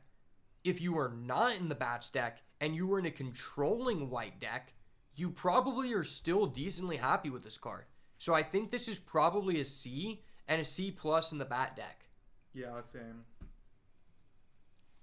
All right, our next card is Thistledown Players. This is 2 and a white for a 3/3 Mouse Bard. When this attacks, untap target non-land permanent.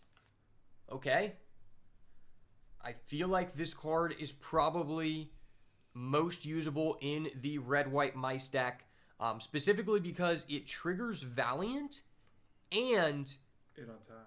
It triggers Valiant, and it's also a mice, but also, I'm pretty sure, you can target this. You can target itself? Oh, yeah. That's so nice. So at worst, this is a 3/3 with Vigilance. At best, you have the option of Vigilance or triggering Valiant without having to spend mana. I think this gets played in almost every deck. Anything that has white. Yeah, this is probably just, like, because the stats are good enough to where even if you're not all out aggro, that's probably just pretty good still, because there's, like, a lot of tap abilities that we've seen thus far. Like the 1 in a white guy who taps, I forgot what that guy did. Yeah, so 1 in a white, target creature gets +1/+1. So you could technically... No, that wouldn't really... I don't know why I would say that. That's just ass. I don't know why you want to do that. I mean, you could. You could. It is a possibility. That is like an option, but that's kind of a weird thing to do because it is sorcery. But, like, yeah, this card just is good. I think this is probably a C C plus and a C plus in the mice deck. But this card, I'm okay with having this in pretty much any deck. Yeah, any white deck. Just because it has Vigilance, that's just good. Vigilance or do another thing. 3/3 with Vigilance was already pretty okay. All right, next card is Warren Elder. This is 1 and a white for a 2/2 Rabbit Cleric. Pay 3 and a white. Creatures you control get +1/+1 until the end of turn. This is pretty good in the Rabbit deck. Yeah. Kind of expensive on the effect, right? But for a 2/2 for 2, it's not bad. Yeah, for sure. Especially if you have the guy who grows based on the amount of creatures you have and you're just curving out. What I like about this card is it gets better if you weren't able to see. What was this card we were looked at? The AoE card, Rabbit Response. So if you weren't able to get a Rabbit Response in the draft, it's almost like you do have a Rabbit Response. Like it fills both roles, right? And I think that in itself is probably pretty good.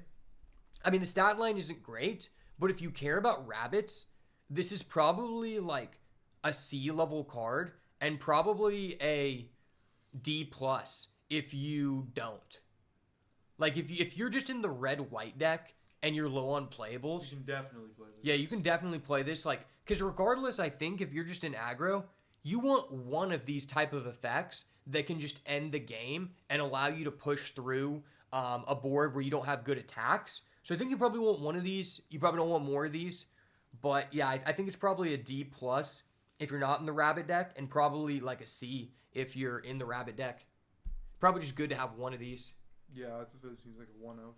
It is important to note, I think, like, if you're not seeing a lot of 2-drops in the draft, this is probably more valuable to you, because it seems like you want to be pretty aggressive in the rabbits deck, and I think just being able to curve out 1-drop, 2-drop, 3-drop is pretty important. So more than anything, this is just a curve filler.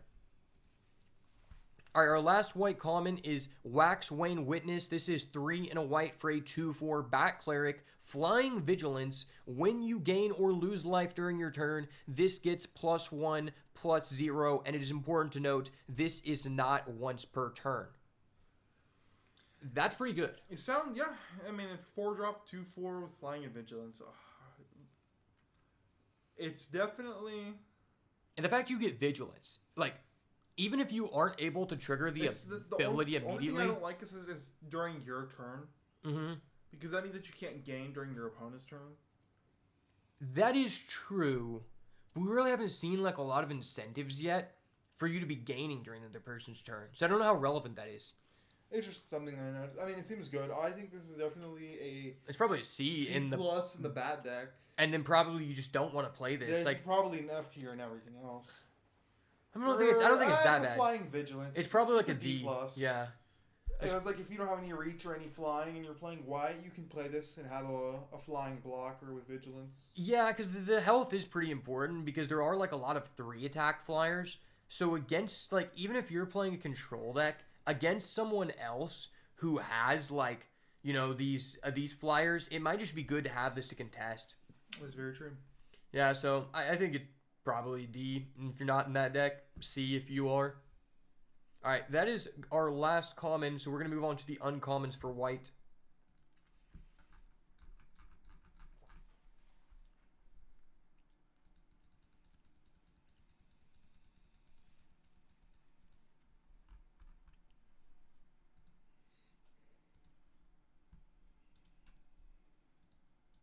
Going to try to go through these as fast as possible because we do have a lot of cards to look at today.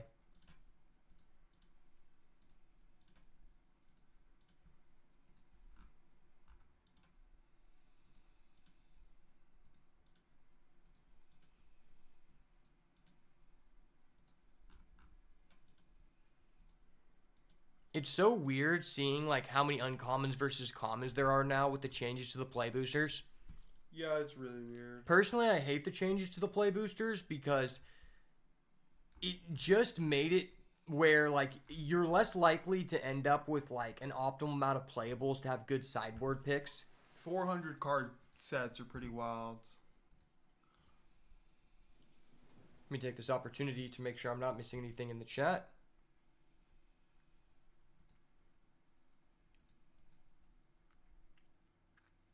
All right, we're good.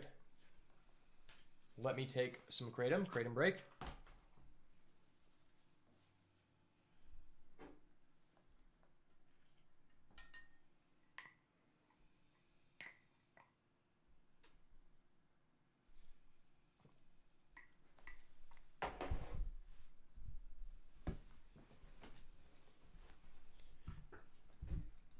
And I'm gonna let you start off the uncommons. Alright, starting off with Bright Blades.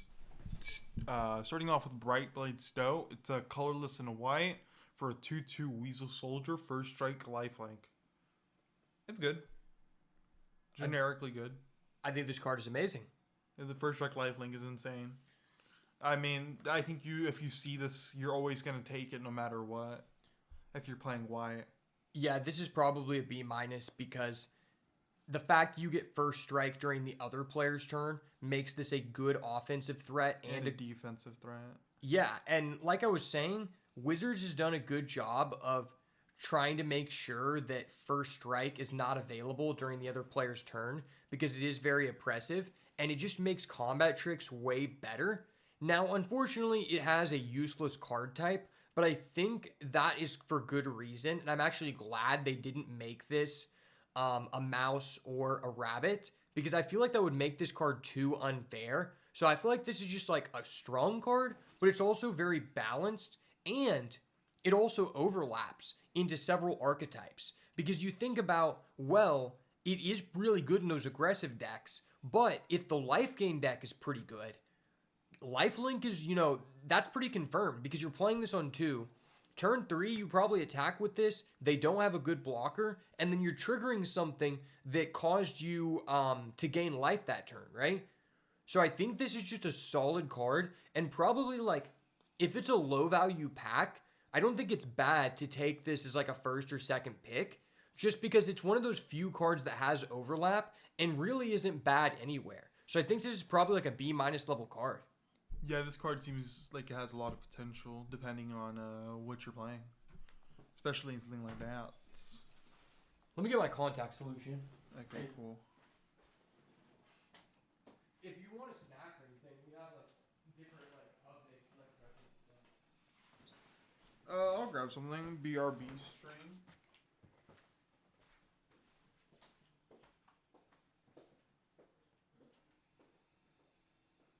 I'm actually really glad that outside like didn't work. I'm glad and not glad, but yeah, even if the setup was optimal, it wouldn't have been good.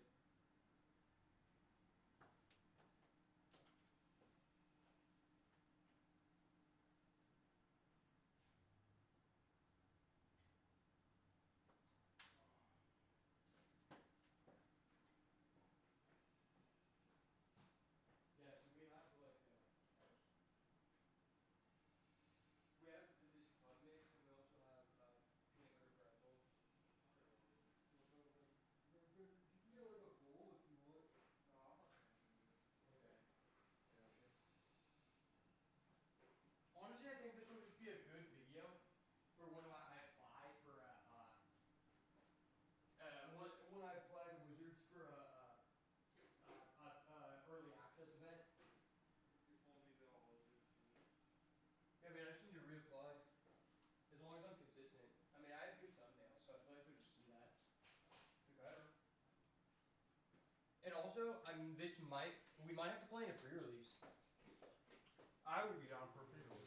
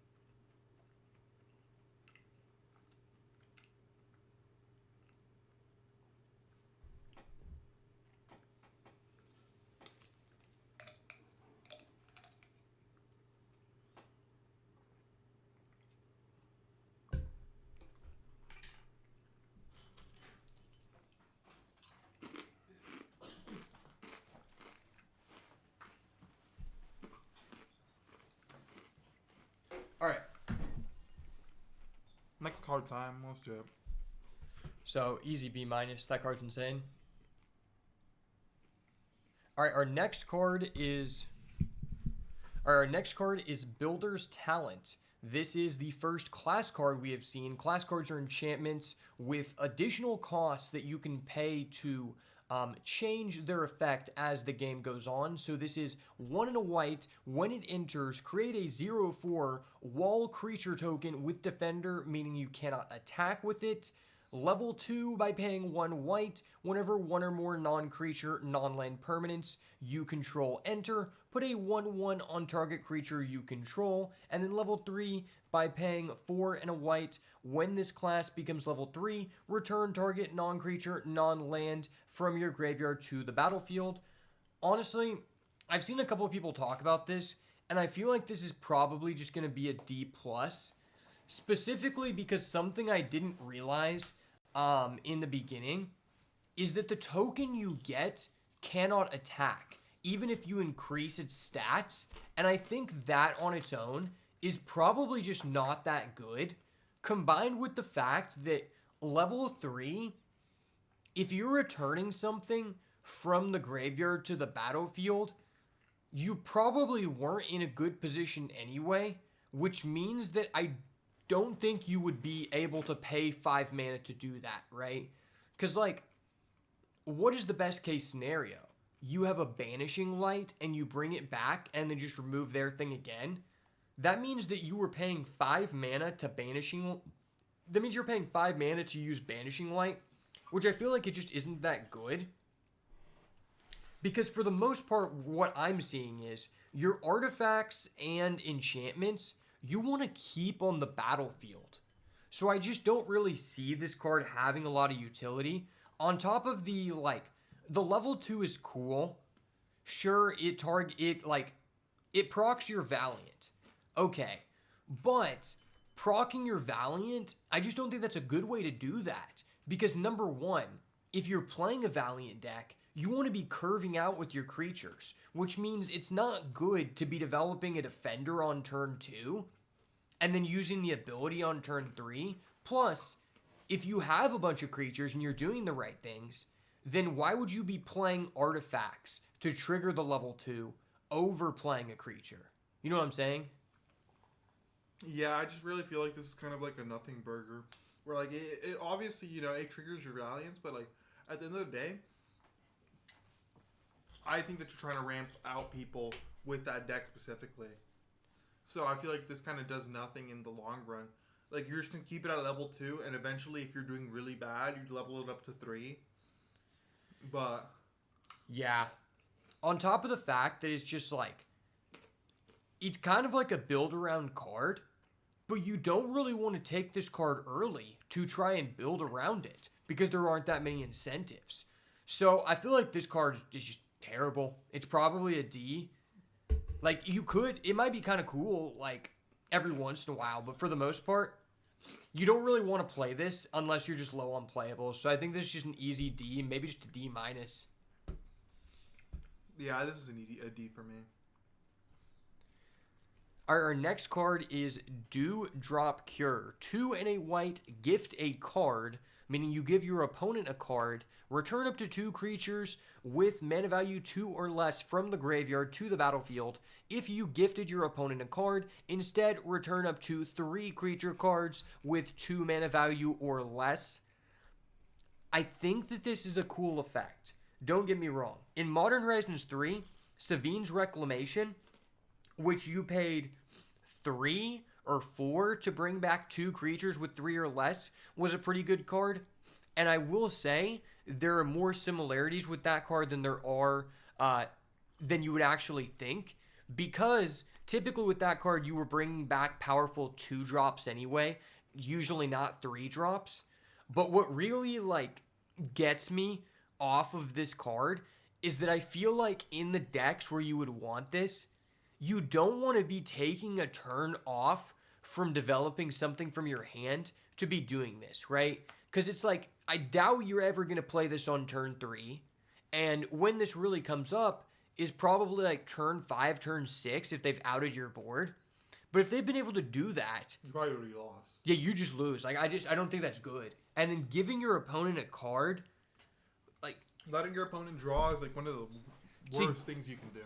yeah, you would have to be getting back like a rare 1 or 2 drop for that to be worth. So I don't really see this being good. I would honestly say this is probably a D plus, maybe a C minus. This is a D plus, depending on if you have a bunch of 2 drops, your deck's just all 1s and 2s, maybe it's okay. But I think you'd be preferring not to do this.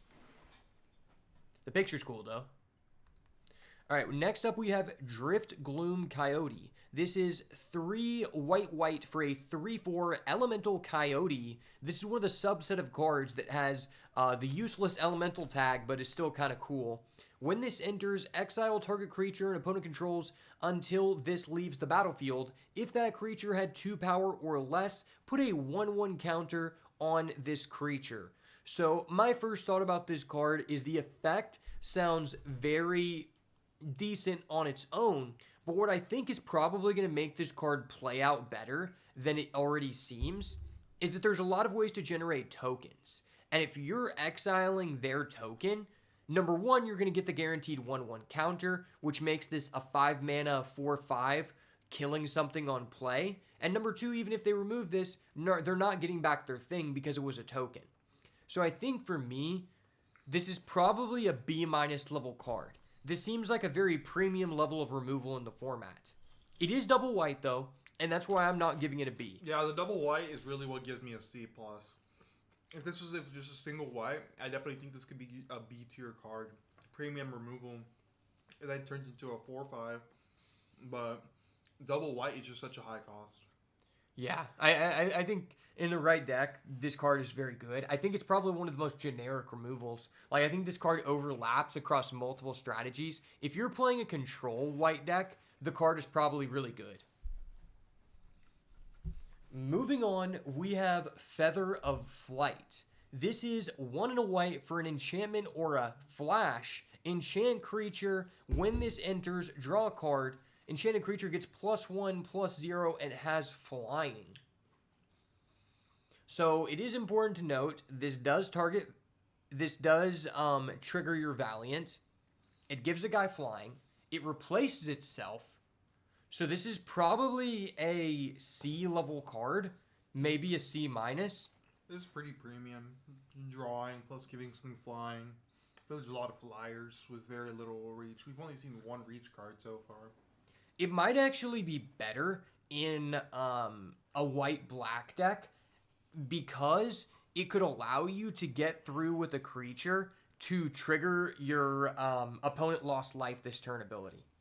I don't think like it can really be that bad because it draws you a card, but I just think that it's a card that you're probably going to want just very late. Once you know the layout of your deck and you know that like flying and targeting a creature is something you're interested in, right? If you're not just like already interested in those things, this is just like filler. Yeah, this is definitely a C for me. C+. It does have flash though, which is relevant because if you're playing a control deck and your opponent is playing like aggro flyers like blue-white, it can allow you to make a block you weren't previously going to be able to make. So I definitely see the implications of this card. Next up, we have Flowerfoot Swordmaster. This is 1 white with Offspring 2 to create a 1/1 token copy of this with Valiant. When this creature becomes the target of a spell or ability, the mice you control get +1/0, and it is a 1/2. This seems crazy. This seems like a B+. If I see this pack 1, I'm taking it. This card seems unfair. You literally just play this turn 1 every single time, target it with something, you're going to have... Oh, it's so good. Yeah, because it's not just other creatures. It includes itself.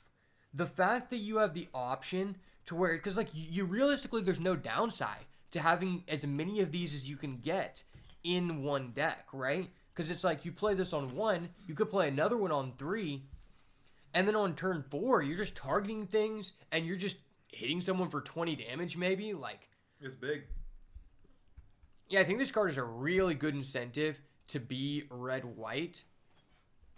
I think this card is really strong. This, yeah, you're saying, this is probably one of the best cards to be starting out with, since it already seems like white is, maybe the most powerful color in the set. So I think this card is really good. Probably a B plus.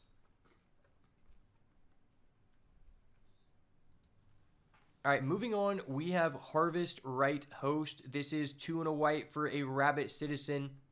When this or another rabbit enters, target creature you control gets +1/0. Then draw a card if this is the second time this ability has resolved this turn.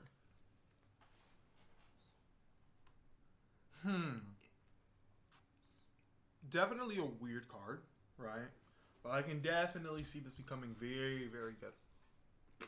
I think that this is a C plus card because I don't think everyone's going to want it. But in the green-white rabbit deck, I think it's a very strong card. Because let's say you play this on turn 3. When you play the 5-drop that gives you 2 tokens, that is 3 triggers for this ability. So that's 3 additional points of damage, and you're drawing a card. Since it seems relatively easy to be making tokens, I think that's just really good in the rabbit deck. But outside of the rabbit deck, you're probably not going to want to be doing this, right? Because, like, you could theoretically play this in the Valiant deck, but then you're just only getting 1 trigger off of this because you don't have any other rabbits, so you don't even get to draw. So I think in the rabbit deck, it's a C+, but in a red-white deck, it might just be like a D+, or just unplayable in any other deck. Yeah, this is definitely like a C+ or a D-. Or, all right, let me put my dog up. Yeah, you can.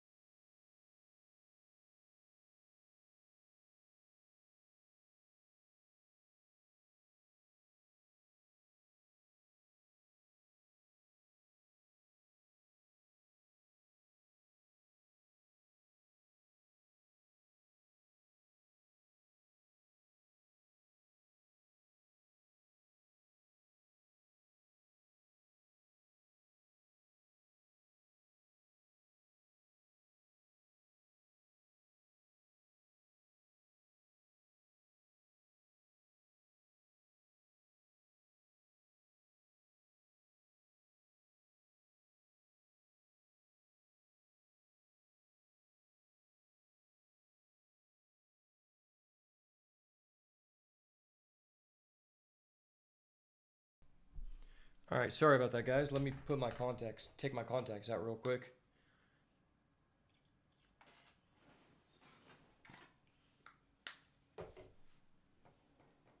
Actually, let me take a call real quick.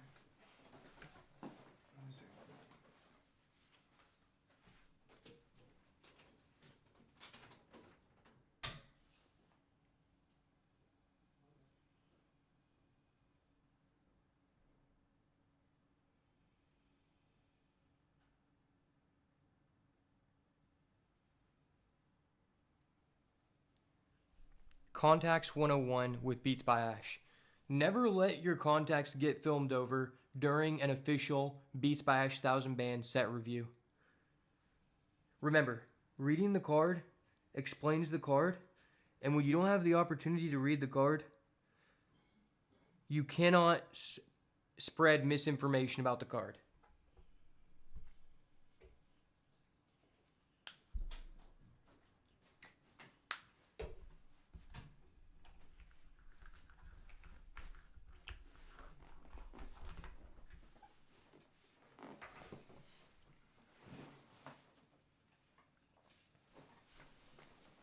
All right, the intermission is over.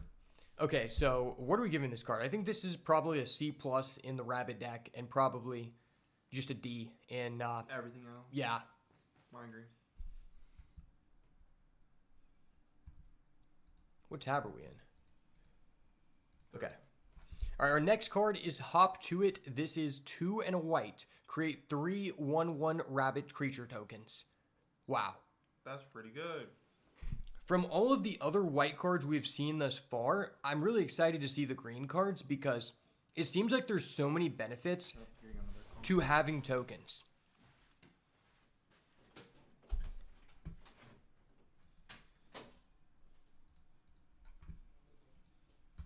It feels like to me, getting like in a normal set, this would probably be C minus, maybe filler. But in this set, where getting tokens, think back to the green, white, gold card that stats grow as you accumulate more creatures. If you play that creature on turn 2 into this, you're immediately attacking for 4 damage. I'll hop to it. Card team's really good. 3 for 3 1/1s. That's going to be turning into 2 1/1s if you have that one rabbit on field. Yeah, so basically what I was saying is, I feel like in a normal set, this would probably be a C minus. Like, it would still just be good. But from what we've seen thus far, imagine in a dream scenario, you started with the green, white, gold card that grows as you gain additional creatures. If you have this, oh my god. Yeah, because then that means turn 2, you play that guy. Turn 3, you play this. That guy's now attacking for 4 damage on turn 3 of the game, and he has trample. So good. So I think this card is really good, and especially in conjunction with the last card that we just read, Harvest Right Host, because those are rabbits. So if you go Harvest Right Host into Hop to It, that means you're getting 3+1 attack triggers, and then you're also you're going to draw a card, and maybe that triggers Valiant. I don't know if that's always going to happen, but I think once you have this card, it probably puts Harvest Right Host in higher standing in your pick order going forward. Oh, for sure. So I think I would give this a C plus. C plus for synergy. C plus for sure.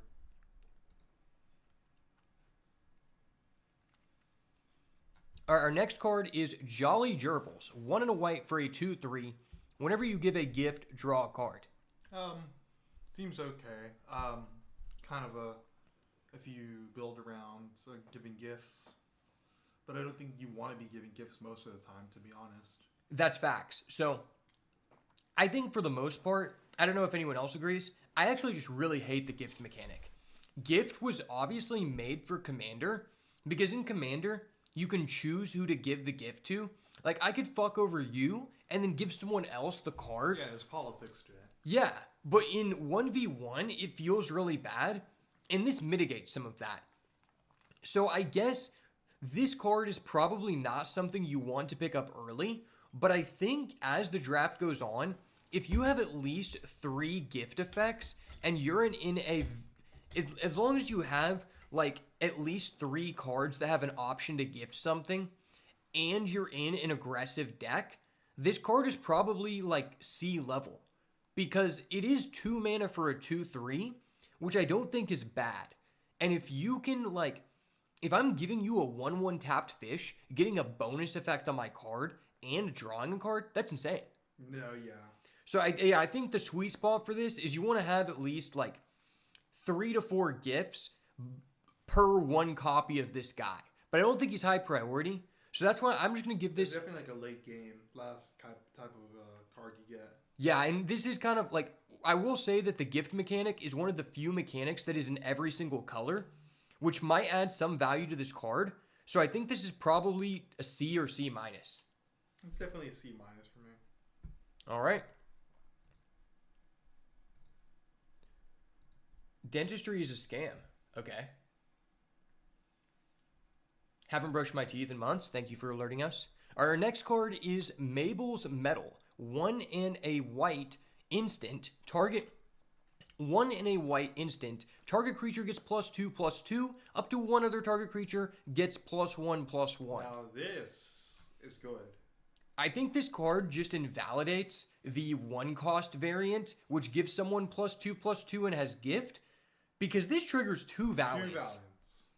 That's really good. You know, I want to go back to the gold, red, white uncommon that gains first strike upon Valiant.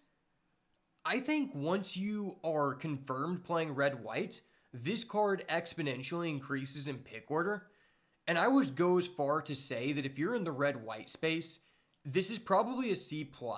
And probably, like, even if you're in the green, white space, it's probably still a C. Like, this card can't be that bad. As long as you are trying to go wide, I think the floor is very low on this. At worst, it's a battle trick.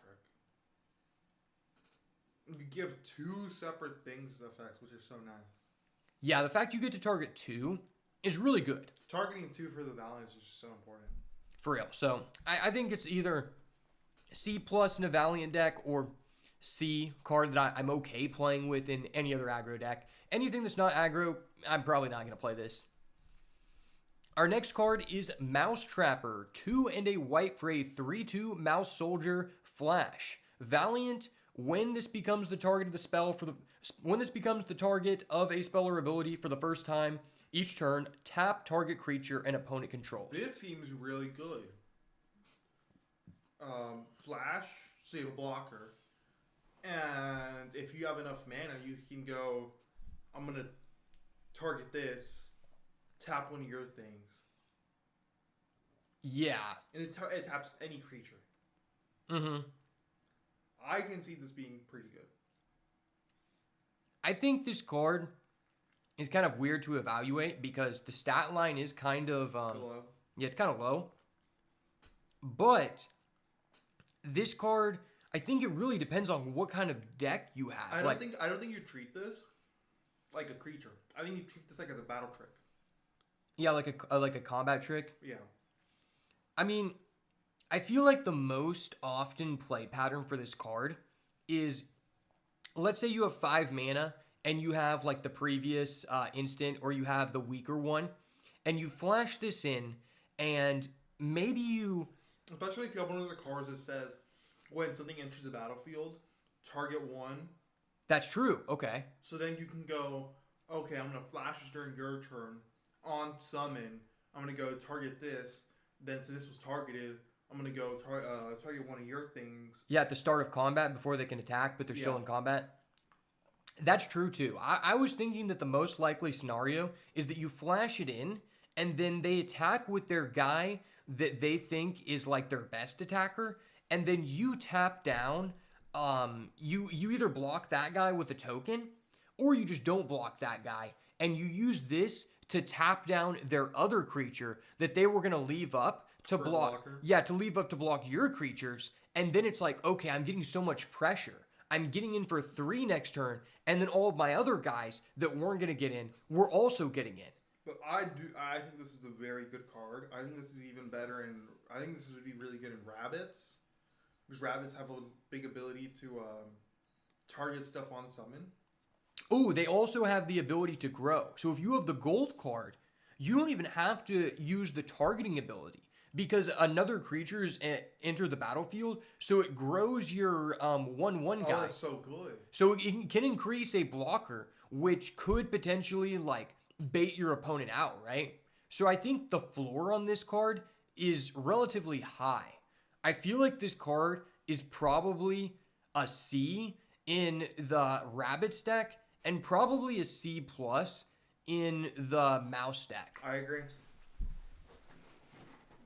All right, next up we have Parting Gust. This is double white, instant, gift a tapped 1/1 fish, exile target non-token creature. If the gift was not promised, return that to the battlefield under its owner's control with a 1/1 counter at the beginning of the next instep.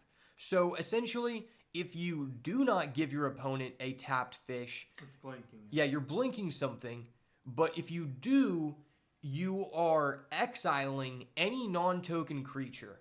Now, this effect can seems... also be on your own. Yeah, it can be on your own, so there is the optionality there. I think what's really hurting me is that it's double white. Yeah, double white really hurts. I feel like double white's just such a big cost. Specifically because this is like a 2-color pair set. Specifically because this is like a 2-color pair set with limited fixing. And so it's like, I feel like with a card like this, you need to have minimum 10 white sources, which I don't think is always going to be the case. So I think this card's actually pretty bad. I just think the double white just really like kills it. And giving someone a token is also probably one of the worst gifts you can be giving them. Especially if they're playing like white green or something. Because you can trigger their enters the battlefield effects, right? I think that's how it works. Because it says they create. Yeah. You don't create it for them. They create, which can trigger their effects. It can grow their gold card in the green-white deck. So I think this card is probably just D+, but in best of 3, I think it's good in the sideboard.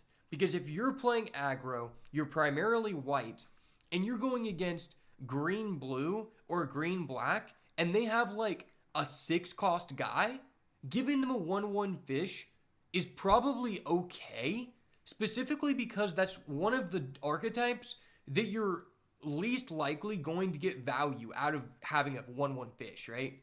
I think this is going to be a C- for me. I think there's potential with this card, with the double white. Is just like, if you were able to access it under double white, I think this card could be kind of crazy.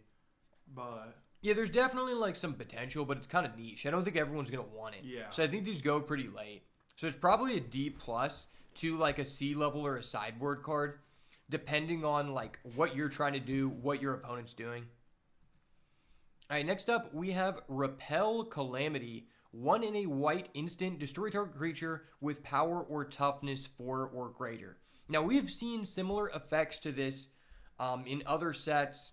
A lot of times it's just toughness. This is power or toughness, which is kind of good.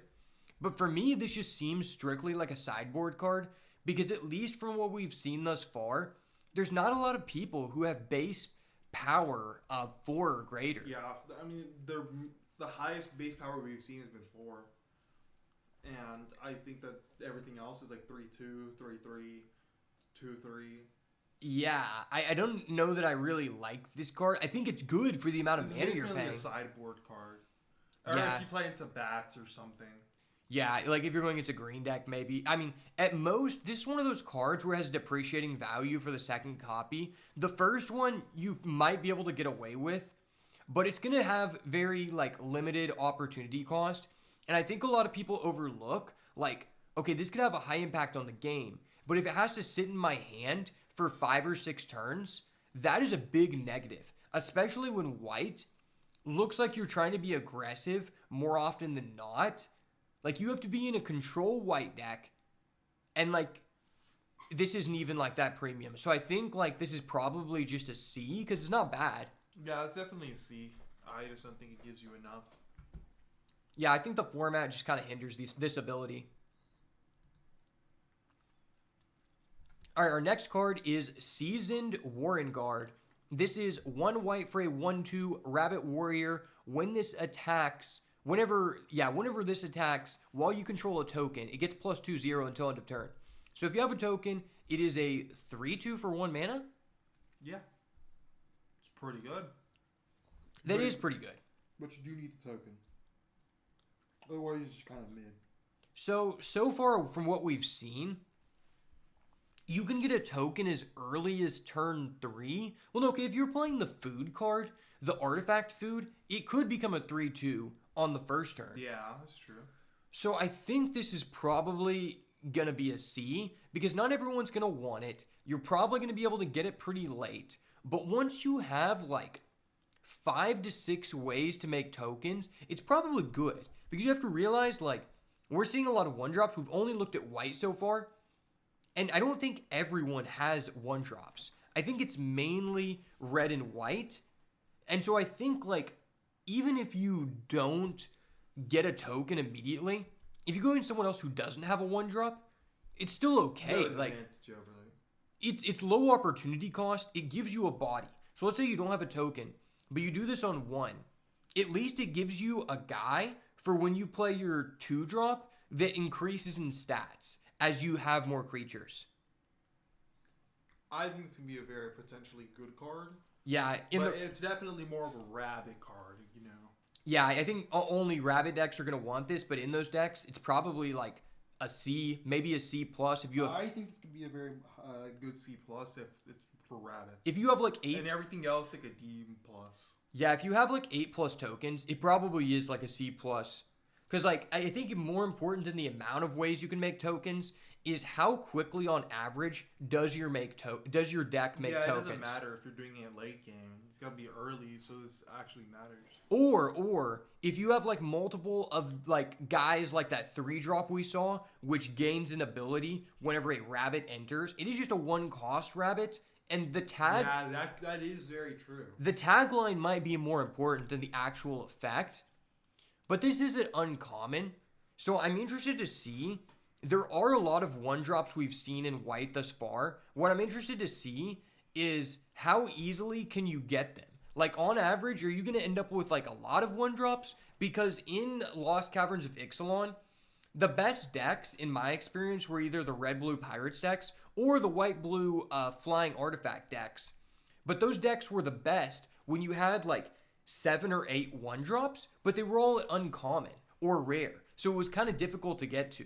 So I'm interested to see, like, I know there's a lot of different 1-drops, but are they going to be easy to get? And if they're easy to get, this card seems really good. I agree. Strike Force? Strike Force is 2 and a white for a 1/3 flying double strike vigilance. And it is a bird, which is, I think birds are blue-white. Yeah, honestly, even for a non-bird deck, I think it seems pretty good. I think that, especially in something like rabbits, you can buff this the fuck up. That is true. You think about this. This is Double just strike vigilance is insane. This is just a really good defender at worst. And then, like you're saying, you really only need to buff it up by 1 attack in order for it to be a good attacker. And the potential to just threaten with this. Like, imagine your opponent has like a 4 or 5 attack creature, but you have like 3 mana open with this on the field.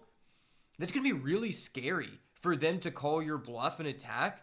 Because if you have like one of those combat tricks that just gives this +2/+2, that's such a good value you're trick. Taking 6. Yeah, and it's like the vigil. Like, honestly, I think they could probably remove vigilance, still be pretty good. Yeah, it'd be insane. I think this is probably in the birds deck a C+, and probably like the first copy's pretty good in like a rabbits deck as like a C or a C- maybe. And then everything else, I think you get just a C-. Yeah, it kind of just depends on, like, once again, like, what kind of decks are you going against? Because if you're going against an aggressive person, it's such a broken blocker. Yeah, everything seems really matchup dependent, honestly. Yeah.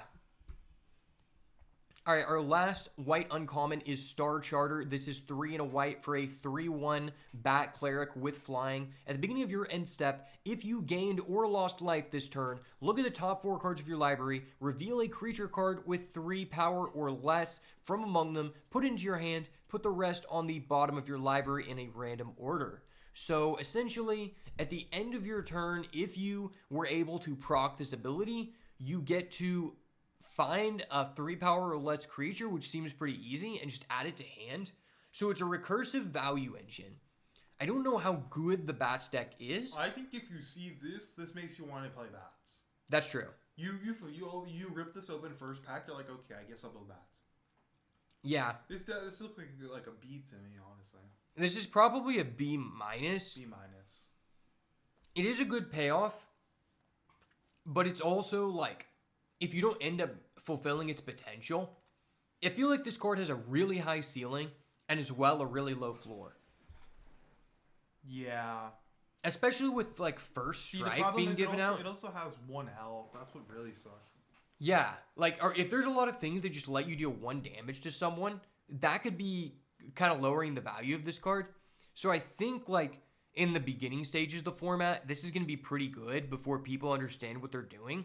If you're able to easily get Bats, then this is pretty good. So I think this is probably a B minus in the bats deck. And probably like no one else really wants this. So maybe it's just like a safe pick. Yeah, this is kind of a weird card. I think it's probably either going to be a C plus or a B minus.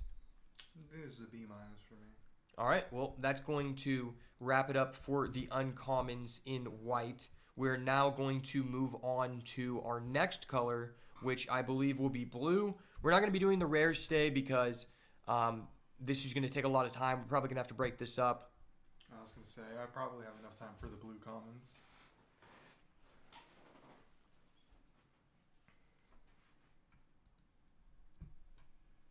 The fact that there's more white uncommons and commons is kind of wild. Yeah, that's the thing I was saying about the play boosters that's like really weird. Is like your decks are more about uncommons now than they are about like commons. I agree.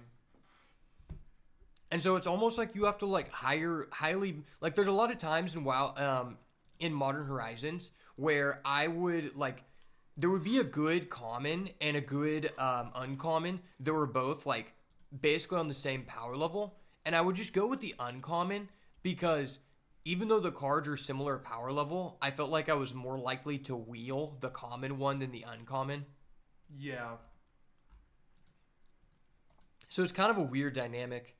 And it also, the one thing I don't like about it, and it's probably going to be pretty relevant in a set like this, is that because there are less commons, there is a chance that you can open a pack, or someone else can, that actually contains no commons from one respective color. So in the first couple picks, you can't really say as a signal, the person passing to me took this green card, I'm not going to play green, because it literally could have been a pack with no green. Yeah, and it's just been really frustrating. Alright. First card, Bellowing Crier. One colorless blue. Frog Advisor. When Bellowing Crier enters, draw a card, then discard a card. 2-1. Seems good. It's kind of cycling. Yeah, this seems okay. I think this is probably a C minus. Like this seems good in the Threshold deck. Oh, I wasn't even thinking about the Threshold deck. I was thinking that you would want to play the green-blue Frogs Blink deck. But that is true. It does have overlap into the Threshold deck. You know, this might actually just be better in the Threshold deck. I think this is a Threshold card, honestly. Because when you think about it like this, like, so the stat line is kind of dorky. But when you're playing the Threshold deck... You want to have it engraved. Yeah, you're okay just letting this die. So it's actually just way better. So this might actually... I think this is probably just a C minus overall. But in Threshold, I think this is a C plus. Maybe. We'll see. We'll see. Because if there are better 2-drops to be doing, that's really going to depend on it. That is true. But yeah, I think this card definitely has some utility and might be a card that a lot of people are sleeping on in the beginning. So somewhere in the C category, either C minus to C plus, depending on like how important is putting cards in the graveyard for you is really going to determine this, or how many times you can blink. Like even if you can blink, maybe you don't have cards to discard, because that's another thing. Like it is better that you could draw then discard, but it seems to me like the green-blue deck is more late game than it is early, with the gold cards that we saw being kind of higher costed than the others, which tells me discarding a land is a higher cost to you because you want to be hitting your 4th and 5th land drop, right? Yeah. So I don't know that you always want to be blinking. It's more of the aspect of like doing the first time and then looting.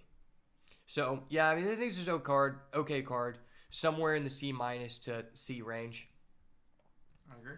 Next up, we have Dazzling Denial, our first counter spell. This is 1 in a blue instant, counter target spell unless its controller pays 2. If you control a bird, counter that spell unless its controller pays 4 instead.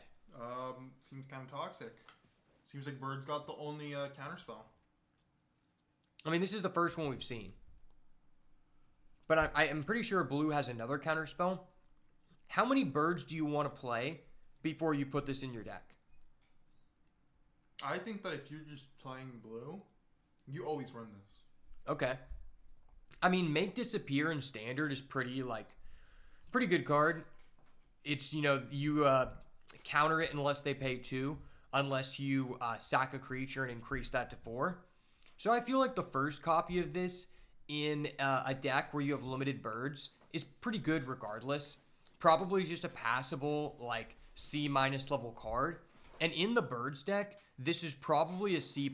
Yeah, in bird, this is definitely a C+. I'm assuming that you probably want to have somewhere between 6 and 7 birds minimum before you play like a second copy of this. Because I will say that, like, having a bird increases the play window on this, where you're willing to do this, you know, on turn 4, turn 5 of the game. And to me, I don't know that you really want this in the red-blue spells deck, because ideally you'd like to be playing the gold card on 2, the red-blue guy that decreases the cost of your spells, right? Which means that you're not getting the early game effect of this, and the late game, you don't have a bird, so you're not getting that either. Unless you just have mono bluebirds. So that's like something to consider. I think it's kind of a segmented card, but the first copy is probably okay. So probably a C- for anyone who's not birds, and the first copy is fine. In a bird deck, you probably are willing to play 2 to 3 of these, because we had a similar effect like this with fairies in Wilds of Eldraine, and that's kind of how it went. Dire downdraft, 3 colorless, a blue instant. This spell costs 1 less to cast if it targets an attacking or tapped creature. Target creature's owner puts it on top of the library or bottom of the library. Okay, so I think this card is probably like a C- or C level card. We've seen this effect before. We saw a version in Modern Horizons 3 where the cost was decreased if you by the number of cards you draw in a turn, but you didn't have to target a attacking or tapped creature. I think this card is okay. I think it's probably a C- level card, and I think the best home for this is probably in the blue-red deck, specifically because decreasing the cost of this card with your gold card makes this card a lot better. It'll get very cheap very fast. Like, if you're paying 3 for this instead of 4, that is a huge difference. And you're going to be paying 2 if it's targeting... attacked or tapped. Yeah. And that's good. And then also, like, if they attack with 2 creatures, you target one of them, your guy gains prowess, and maybe he becomes a blocker, which is pretty good. I think this is a pretty good card. Yeah, I think not everyone is going to want this, but I think there's going to be a lot of these around the table. I think red-blue's definitely going to want this. This is going to be C+ for red-blue, and maybe even C for birds. Yeah. The thing that I'm wondering about is I feel like Vigilance is kind of given out pretty, like... So far, we've seen a lot of people with Vigilance, which means that less often is the tapped effect coming into play, right? Yeah. So I think that's going to be a big, depending on factor on how, like, staple this is just in any deck, but definitely good in the red-blue spells deck. Not premium, but... You know, it is a decent piece of interaction that you can probably get pretty easily. Next up, we have Finch Formation. This is 2 and a blue, Offspring 3 to create a token of this with flying. When this enters, target creature you control gains flying until end of turn. Okay, now this is disgusting. This is the bird's win con right here. Wow. You just go, okay, I'm going to play this, play another one, target both of my non-flyers that are both like 10-10, and then you swing. Yeah, I think this is like kind of, this is just like... This is what makes birds work. This is the card similar to what we saw with the white pump spell that pumped everyone. This card is a win condition in the birds deck, like you're saying, because it allows you to go for a game on a turn your opponent doesn't think you can, and... We've seen in the past that in these standard sets, 3-mana 2/2 flying isn't terrible. Like, even if you don't get to target something when it enters play, if they don't have a creature on the board and they're not playing flying, you're still just chipping in for some damage. It also has the bird tag, which is pretty relevant. So yeah, I think this could very easily be Blue's best common for birds. I think this is probably a C+. Yeah, I'm giving this a C+. I think that no matter what, even if you're playing just blue, you definitely play this because this can enable game. Yeah, like you might also be down to play one of these in the red-blue deck, depending on how many creatures you have. Yeah. I think that definitely can lead to some interesting combos.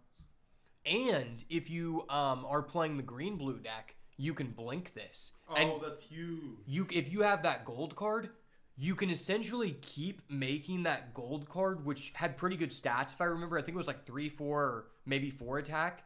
Every turn you pay 3, and then you just blink this, keep giving it flying. That's pretty good. I think this is going to be a very, very good card. So this is probably a C+.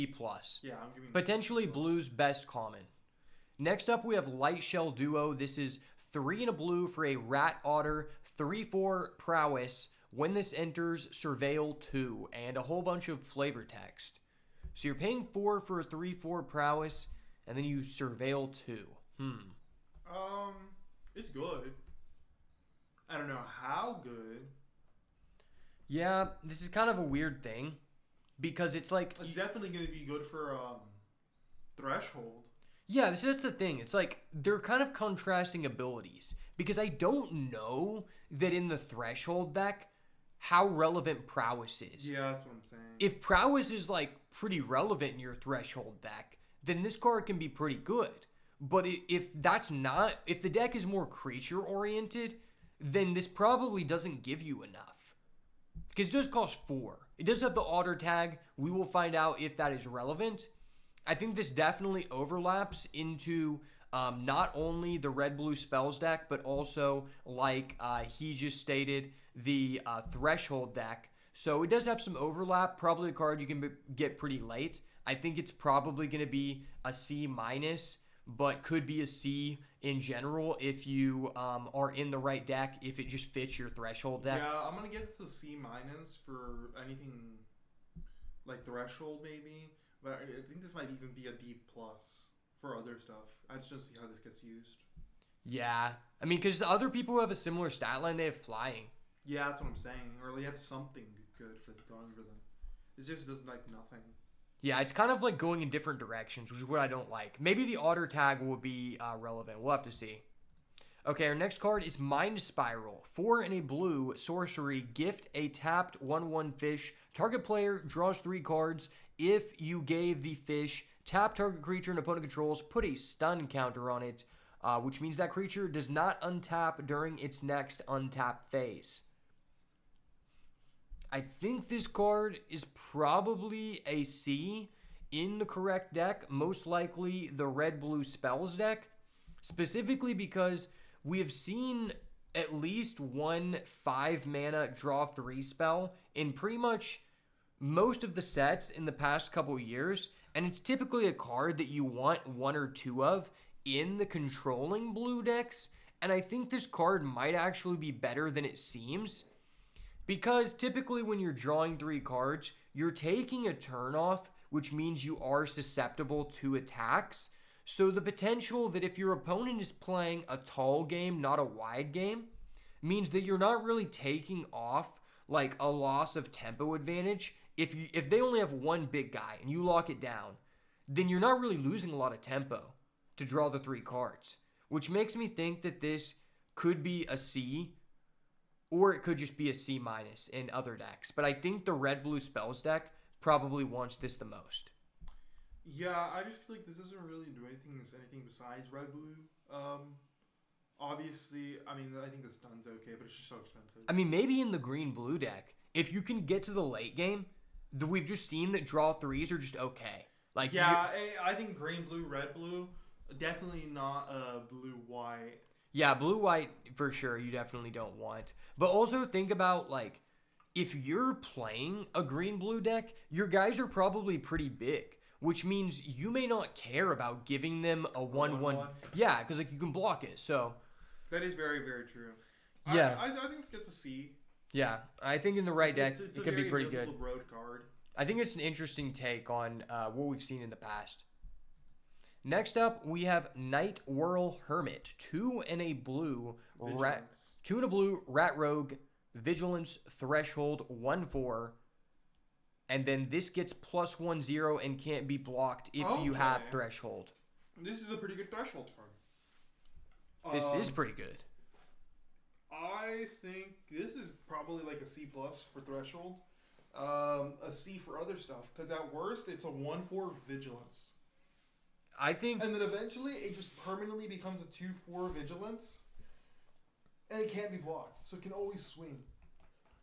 I think this is a crazy late game card. I muted the mic.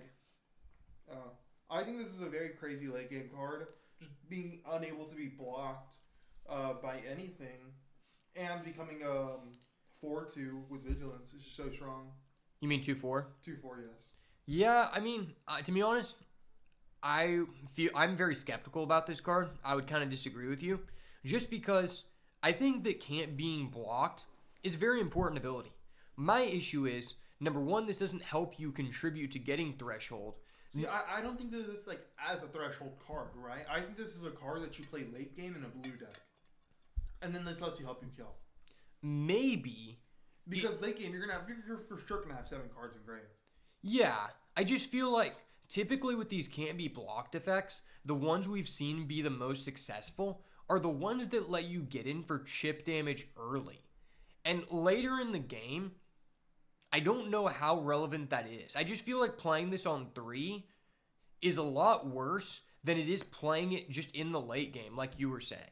So I feel like you have to do like a decent amount of work to get this card. And so that's why I think it's probably a D+.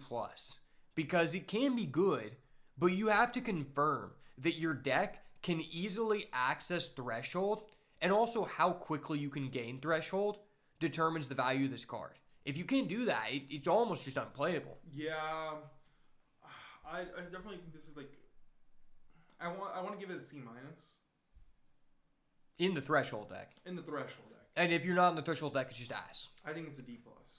I feel like you just get these on the wheel every time because like only one person wants them. Yeah, I think these roll back around, and if you have blue, you put it in as like a side bet card. Yeah, I mean, especially since the blue deck seems slower, maybe you just want a blocker. Yeah, that is true. All right, next card is Pearl of Wisdom. This is 2 and a blue, draw 2 cards, cost 1 less to cast if you control an otter. Okay, well, if you're playing otters, this is broken as fuck. Yeah, I think this card is super premium if you're already locked into otters. I think this... Even if you're not playing otters, I think this card is also still premium. It's still just divination. Yeah, at worst. And I think at best, if you have that one otter, the one with first strike lifelink, if you're playing blue-white, you have both of this and that. Oh my god, you're crazy. I was just thinking if you had the gold, red, blue card that reduces your spells by 1. Oh my god, yeah, because this is 1. Yeah, you can pay 1 to draw 2 cards. Oh That's my insane. god, that's crazy, yeah. And it gives your guy prowess for 1 mana. I think this card is a C+. Because if you already have like... I think this could be a B-. If you already have like 2 to 3 of that guy. Yeah, but yeah, I think this is a C+. This is a very premium card. 100%. It's like at worst, it's 3 mana draw 2. At best, it's 1 mana draw 2. Yeah, like I don't think we've ever had like a card like that in a draft. It's just premium draw power. Exactly. I mean, yeah, this card's excellent. Next up, we have Runaway Together. 1 and a blue instant, choose 2 target creatures controlled by different players. Return those to their owner's hands. This is pretty good. Bounce back, 1 of yours, 1 of theirs. This is definitely a commander card. It's designed for commander. Yeah. I think it's probably highest utility is in the green-blue deck where you actually get bonuses from blinking your guys. I think this is probably really just only the green-blue players want this. Or red-blue. I think red-blue can use it because it's maybe. It's just a 1-cost bounce. That is true. That guy just changes so much that reduces stuff. No, that's what I'm saying. Yeah. That's absolutely insane. I also think this is like potentially just a sideboard card. Yeah, I can definitely see sideboarding this if need be. Well, because I think the value of this card is drastically determined by if you're going into a person who makes tokens. Yeah, because then they can't do shit. They don't get their card back, which makes this like a one-sided bounce. But I think in the green-blue deck, it's probably like a C. And then maybe in the sideboard you'd want it. But I don't think this is too high value. I think it's C at the most. Could just be D+. Because ultimately, you really only want one of these. Multiple of these kind of sucks. Yeah, that is true. I don't like cards that much. Like, I mean, this is an okay card. I think the impact is fine. But what I don't like is just the way the structure of the format is, where everyone's just trying to play a fast game, and then you're just bouncing guys who have So ETBs. yeah, everything has an ETB. So like the first one's okay, but triggers an ETB. after that's not like great. So it's like that's why in order to like level it out, you have to have a guy who has a more broken ETB than them, or you're getting rid of their token. The cost is fine though, so I think it's just like the card depreciates in value after the first copy. The first copy is probably fine. Next up, we have Shore Up, which is a reprint that we've seen many times. 1 blue, instant. Target creature gains +1/+1, hexproof, and untap it. Premium. Really? I think this is just like a C-level card. I think it's just okay. Well, I mean, if you're playing a blue deck, I feel like you're going to be protecting your Otter. You're going to be protecting your fucking, your Toads. Maybe. I think that if you're playing blue, you're protecting all your super important stuff because you're going to be setting up a lot with blue. Even with birds, right? Yeah. Birds, frogs, and your otters all need setup, and this protects you. I'm just skeptical on this card because it just seems like in this format, so far, what I've seen is more often than not, you would prefer to be targeting your own guys than your opponents, which makes me think that there isn't always like a need for protection. If that's not the case, then this card becomes better. But I think it's safe. I think once we look at black, I think that we'll definitely see some more utility in this. I think it's safe to say that this is a C. It's just an average card. Yeah, for sure a C. Probably not bad, but you probably don't want a bunch of these. I think it gets C+ in red-blue. The fact you can't reduce its cost. That does suck. Yeah, that's true. And I just haven't really seen that you really need to be untapping your stuff. Like, blue seems like it has a decent amount of vigilance. Blue does have a lot of vigilance, that's for sure. Next up, we have Sky Skipper Duo. 4 and a blue for a 3/3 Bird Frog flying. When it enters, exile up to one other target creature you control. Return it to the battlefield at the beginning of the next end step. Okay, this is pretty good. 5 mana, blink your best thing. And then it comes back during your end step. Yeah. I mean, it just seems like it's specific to the blue-green deck. Pretty much. I mean, maybe you could slot it into another blue deck. It doesn't seem like red-blue cares about ETBs that much. I mean, we haven't seen, like, the good red cards yet. This is definitely a green-blue card. Maybe even a bird card. Yeah. But I think this is definitely like a C-level card. Yeah, I bet. C+ maybe in green-blue. I think it's like C- or D+ and everything else. Yeah, the stat line isn't great, so you have to have good things to bounce. If you have like a rare that has like a broken ETB, then this is probably a high priority. Oh, for sure. So it's probably somewhere between a D+ and a C. Next up, we have Thought Shucker. 1 in a blue, 1/3 Rat Rogue Threshold. You can pay 2 mana, put a 1/1 counter on this, and draw a card. That's seems pretty good. Amazing. That is premium. We found the good threshold card. Yeah, so the way that I see it is it's kind of a weird setup because do you pick the cards that enable your threshold first, or do you pick the cards that reward you for doing threshold? I feel like you probably want to try to pick up the cards that enable you to do threshold first. Yeah. This is definitely a card that if you see it late game, you're like, oh, let's go. I'll take it. Yeah, this is like a card, if I'm seeing this 6th or 7th pick, then it's probably a signal that I'm trying to move in and do this thing. Because the fact this is repeatable and only costs 2 mana every single turn is insane. And if you play it on turn 2, it's a good blocker. Yeah, I think this card is really good. I think this is a C+. Yeah, this is definitely a C+. Our final blue common here is Waterspout Warden. 2 and a blue Frog Soldier for a 3/2. Whenever this attacks, if another creature entered under your control this turn, this gains flying. It's weird. This is definitely a bird card. Yeah, I mean, I honestly, I mean, I guess in the green-blue deck you can be blinking things. I just think that... No, this is a bird card. Because all the birds are going to give your non-flyers a buff, right? And this becomes a flyer. So then you can swing. That's true. I didn't even realize that. But some of the abilities... Well, okay. Because all your birds only give non-flyers boost. I was thinking about how you would do it, but I guess you can just order the stack on your own. Because I was like, the blue, white, gold guy, he says that on attack, he gives a non-flyer +1/+1. So these would trigger at the same time. So I guess... you just need to chain the stack right? Yeah. I mean, I think this card is just really passable. I think it's probably like a C-. Yeah, Like, I think that this is a C- and everything that's not birds. I think in birds this is a C+. yeah, I No, mean, honestly, it's okay. It's D, just... D+ and everything else besides birds. Yeah, like, I mean, you really just don't want this unless, like, you're guaranteed to be, like, triggering this every turn for the rest of the game. Yeah, you need birds for this to work. It's also kind of a fragile card because once they remove your guy who lets you repeatedly do that, then you're just left with this weird guy. Yeah. Like 3/2 stat line, because I was already kind of skeptical on the 3/2 guy with Flash and his ability, but he had Flash. This guy doesn't have that. He's just 3-mana 3/2, and I don't like that. That is pretty... I think I would prefer not to play this guy, but... I think if you're playing bird, you play him. Yeah. Everything else, you don't. For 100%. So that's going to wrap it up for the blue commons. Now let's move on to... That's going to wrap it up for the blue commons. Now we're going to move on to the uncommons, and that's probably going to be all the time that we have for today's video.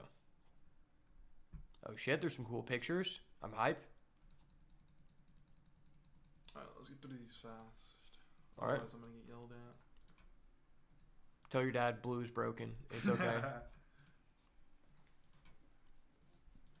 Blue is broken. We need to read all the blue cards. Yeah, blue is based. Now I'm excited for the red cards. I feel like the deck I'm most hyped to play is the red-blue deck. I think red-blue looks really fun. I think red-green also looks really fun. I think red-white seems really busted, and that's why it's fun. But I don't think, like, mechanics-wise... It's going to be...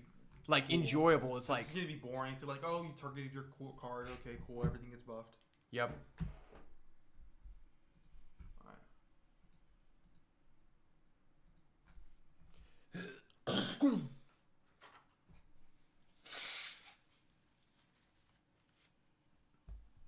All right. Moving on to the blue uncommons. Our first one up is Calamitous Tide. This is 4 blue sorcery. Return up to 2 target creatures to their owner's hands. Draw 2 cards, then discard a card. It's pretty good. Interesting. I've heard a lot of mixed results on this card. I'm very skeptical because I think what's going to determine how good this is, not just what deck you're playing and if you have like good ETBs or if they have tokens, is the format like so fast that it's not realistic to get to turn 6? That is a question. Because if the average game is ending by turn 6, then this is just dead. If that's not the case, could be pretty good. I think this is a C-. I think it's kind of big for it to be a late game card, right? 6. Yeah, I mean, bouncing 2 people and then drawing 2 discard is pretty good because then you could be using it in the Threshold deck. Threshold decks already have like good blockers, so that seems like the most likely home for the card. Maybe in the red-blue deck, if you're discounting it by 1, I might be like considerably more interested. But I think it's a very segmented card. I think it's probably a C- level card that you want in a very few amount of decks. Mm-hmm. All right, next up we have Daring Wave Rider. He is 4 blue for a 4/4 Otter Wizard, and he has an amazingly awesome artwork. I think this is probably... Oh my god, yeah. This is my favorite artwork thus far. And his effect is crazy. When he enters, you may cast an instant or sorcery with a mana value 4 or less from your graveyard without paying its cost. If that spell would be put in the graveyard, exile it instead. So he has that Snapcaster-esque deal. Cost, that lets you play a 4 for free. Yes. Now, I don't know that you're always going to be playing a 4, but I don't know that that really matters. I think realistically here, in order to be getting a fair deal, you just need to play a 2 or a 3, or just something that impacts in the game. Like, if you're playing the card from Graveyard that lets you draw 2 cards for 3 mana, and you already played it for 1 or 2 mana previously, that's really crazy, good. Yeah. I think this guy is probably a B-. This is a guy that, if the pack was weak, I'd be down to start with him. But more than likely, it's like I start with a card like the guy who reduces spells, and then I follow it up with this pick, and I'm like, I'm locked in. I'm not moving out. This card is great. This card is amazing. I think this is just a B- level card. I think this is a B- for sure. I think this card can definitely be like the game winner. Yeah, because you don't really have to do a lot to And make it good. And the otter cards, Yep. it's draw power. Yeah, like you do this guy, you add something, you replay something, and then also the draw spell is reduced, which is just great. That's what you love to hear. Our next uncommon is Eddie Merc Crab, 5 blue, flash. This spell costs 1 less for each instant or sorcery in your graveyard. It is a 5/5, and it enters tapped if it is not your turn. Whenever it enters, tap up to 2 target creatures. Okay, this is crazy. I think we found Threshold. Good card.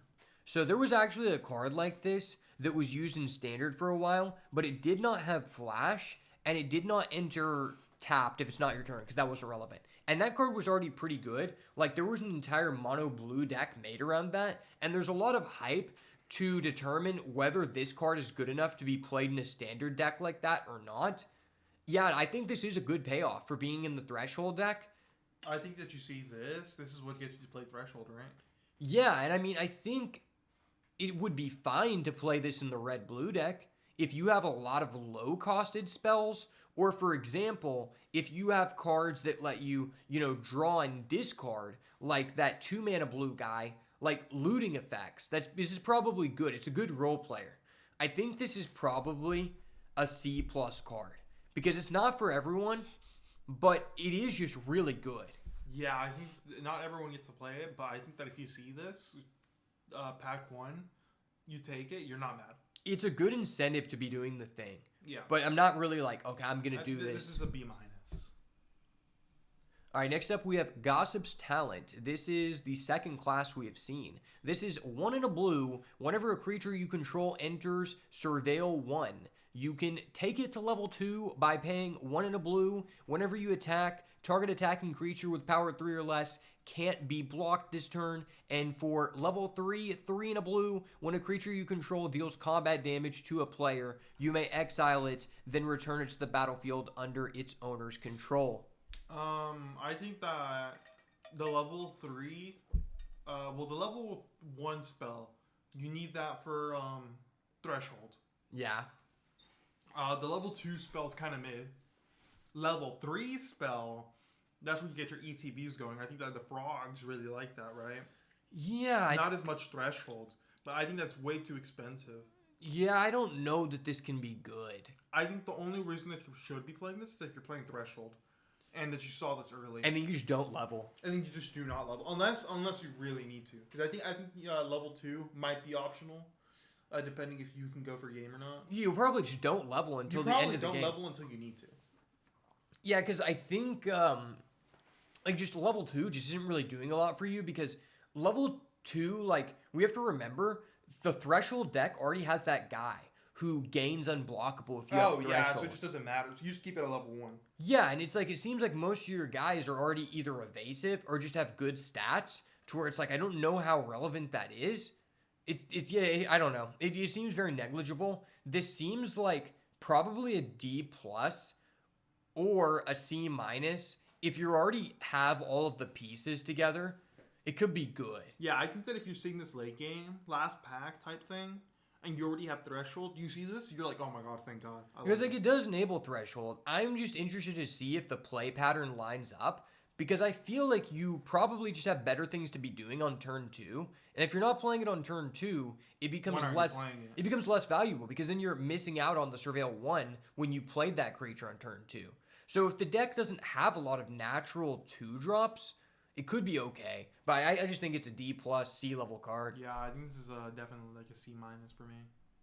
Next up, we have Into the Flood Maw. This is 1 blue instant, gift a tapped 1/1 fish, return target creature an opponent controls to that owner's hand. If the gift was promised, instead, return target non-land permanent an opponent controls to their hand. You just never give the opponent the fish, and you always bounce just back a token. I think this is good.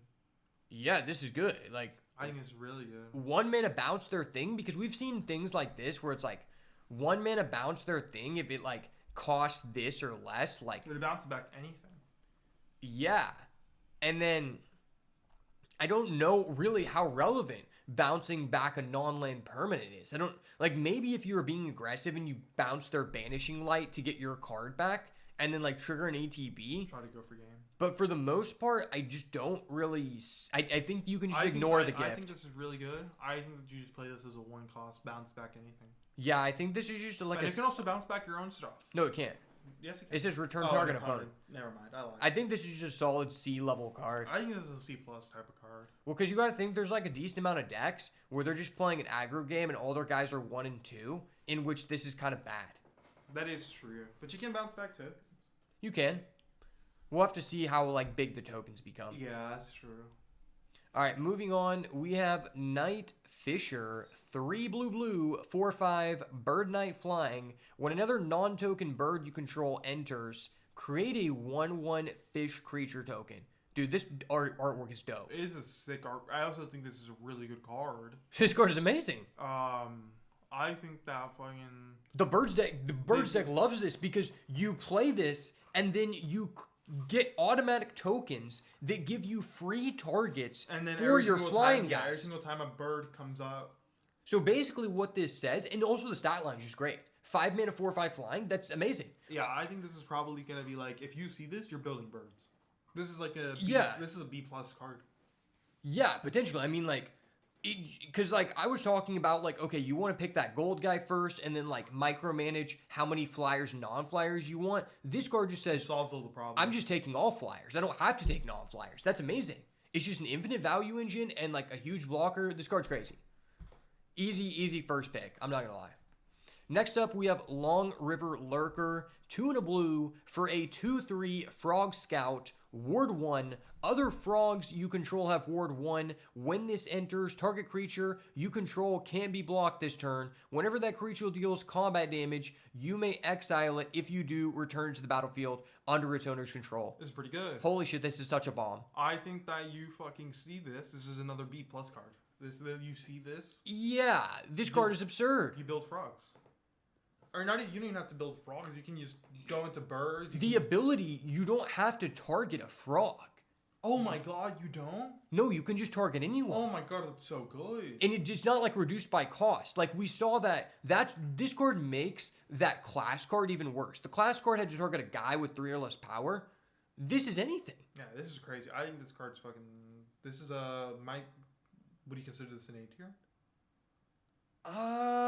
Maybe it's an A minus. A minus. In the frog deck, 100%. I think this is a B plus, and anything that's blue. Yeah. Maybe even an A minus in frogs. Yeah, just giving ward to literally every single frog is insane. Dude, that's amazing. We've seen that ability to be like insane in like standard, so I know that ability has to be good. And it's just the fact that it's like, okay, you get this ability whenever you do this, but you're guaranteed to do that because your guy can't be blocked. So it's like, when you think about it like this, 3 mana 2/3, Ward 1, give everyone else Ward 1, and re-trigger one of your ETBs, your best one, and also get in for damage. That's so much value, and you had to do no work.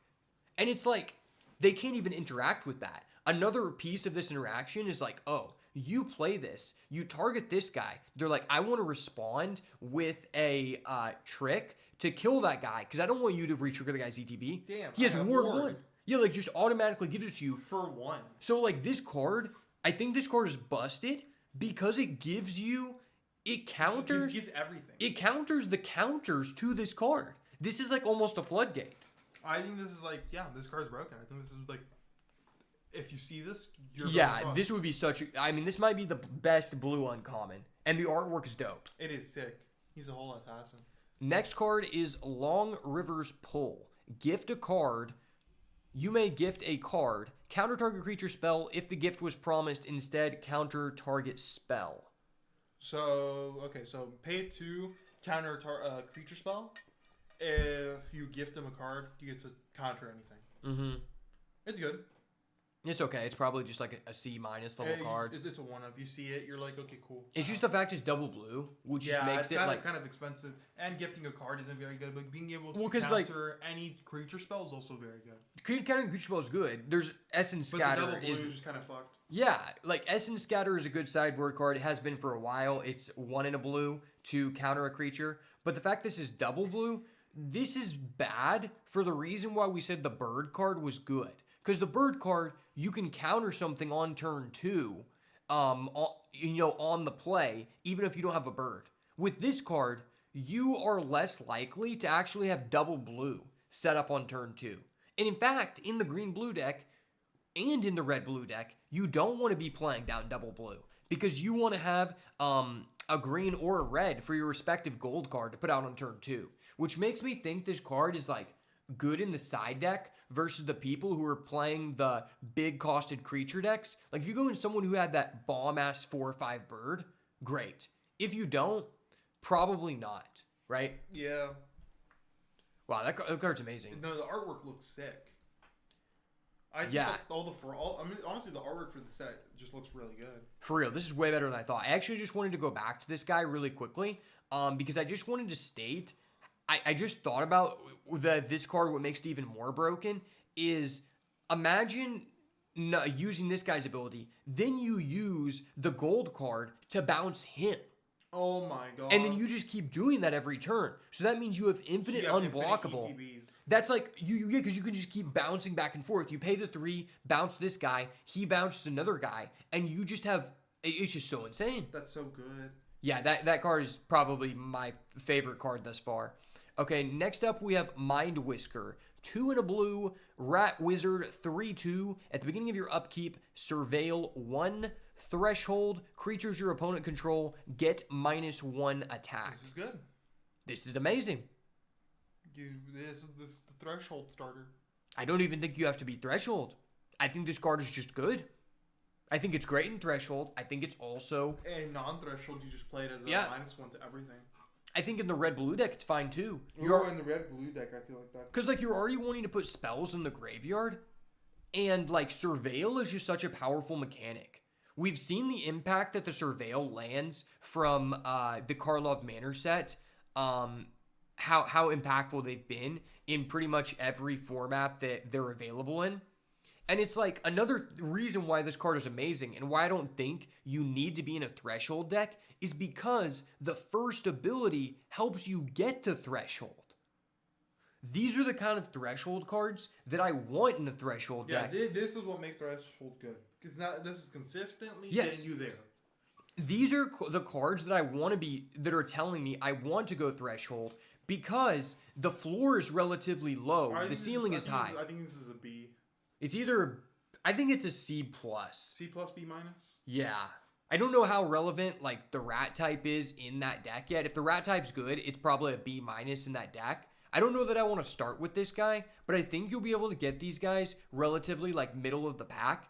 Because if you have a good like like there are some cards that can get you halfway to Threshold with 1 card. And that's when this becomes really good. Because then you're just like one more. I need 1 more to get there. I think this is just a C+ card in general, and maybe a B- if you're like already in like a good Threshold seat. Next up, we have Otterball Antics. 1 in a blue, sorcery, create a 1/1 blue-red otter creature with prowess. If this spell was cast from anywhere other than your hand, put a 1/1 counter on that creature, and it has flashback of 3 in a blue. This seems pretty fucking good. So first, one of the things that I am like seeing is that I feel like Threshold and the red-blue spells deck can overlap a little bit. Oh yeah, you'll definitely, because you're trying to get to late game with both of those decks. And Threshold lets you stall. Yeah, and then the red-blue deck, you just want to be putting spells just naturally go to the graveyard. Yeah. So it helps you get to that. And this card is one of those cards where it's like, you don't really want to draw it. If you draw it, it's not bad because it does produce an otter, which is relevant for other synergy pieces in that deck. But you do like having this. This is a free card in the graveyard if you surveil it. And like with cards like the Mind Whisperer, it makes me think that it makes me think even more that you want to be playing this in a red-blue deck and as well like this, because it seems like blue cards that aren't restricted to just the threshold space just have surveil. Like a lot of cards have surveil, which make cards better, like this card, because just being able to put this in the graveyard is so good. Yeah, I think this might be a B-. I don't think that at all, because you don't want to draw this card. Oh, C+. Okay, I think it's probably like a C-. I think really? Because it just requires a lot of setup. You have to have a lot of moving parts. I just think this card, it like gets you started. It gives you a 1/1. Yeah, but you can with discard prowess. it. You can discard it, and then like you start using it in graveyard. If you have discard effects, yeah, like you have to have things that make you want to do those things. I see where you're coming from now. I think it's good if you have all those things, but if you just don't have all those things working for you, it's kind of ass. Yeah, I think this is a C-. You're right. Yeah, but if you have all the things, like think about like if you surveil this in the grave, and then that would be crazy. And then you also have that guy who reduces your spells. Oh, so then he becomes less. Well, he becomes a 3 flashback for a 2/2 prowess that gives you an otter. That's pretty good. I like it. Because I think you can reduce your flashback. I'm pretty sure this works. Okay, next up we have Plumacreed Escort. This is 1 in a blue, Bird Scout, 2/1, flash flying. When this enters, target creature you control gains hexproof until the end of turn. Flash and hexproof seems good. Yeah, target creature gains hexproof. Not just him. Anyone. Oh, that's good. So this is not only a creature, it is also a combat trick, and you can reuse it in the green-blue deck. On summon. Because think about this. So once you establish your green-blue gold card that pays 3 to blank something, now... Use that every turn. Yeah, well, no, what I'm saying is, like, once you have that on the board, this guy becomes an immediate way to protect that guy. Because you go to their turn, and they try to kill your gold card, you activate his ability, bounce this, give it hexproof. So then it just protects your best guy every turn.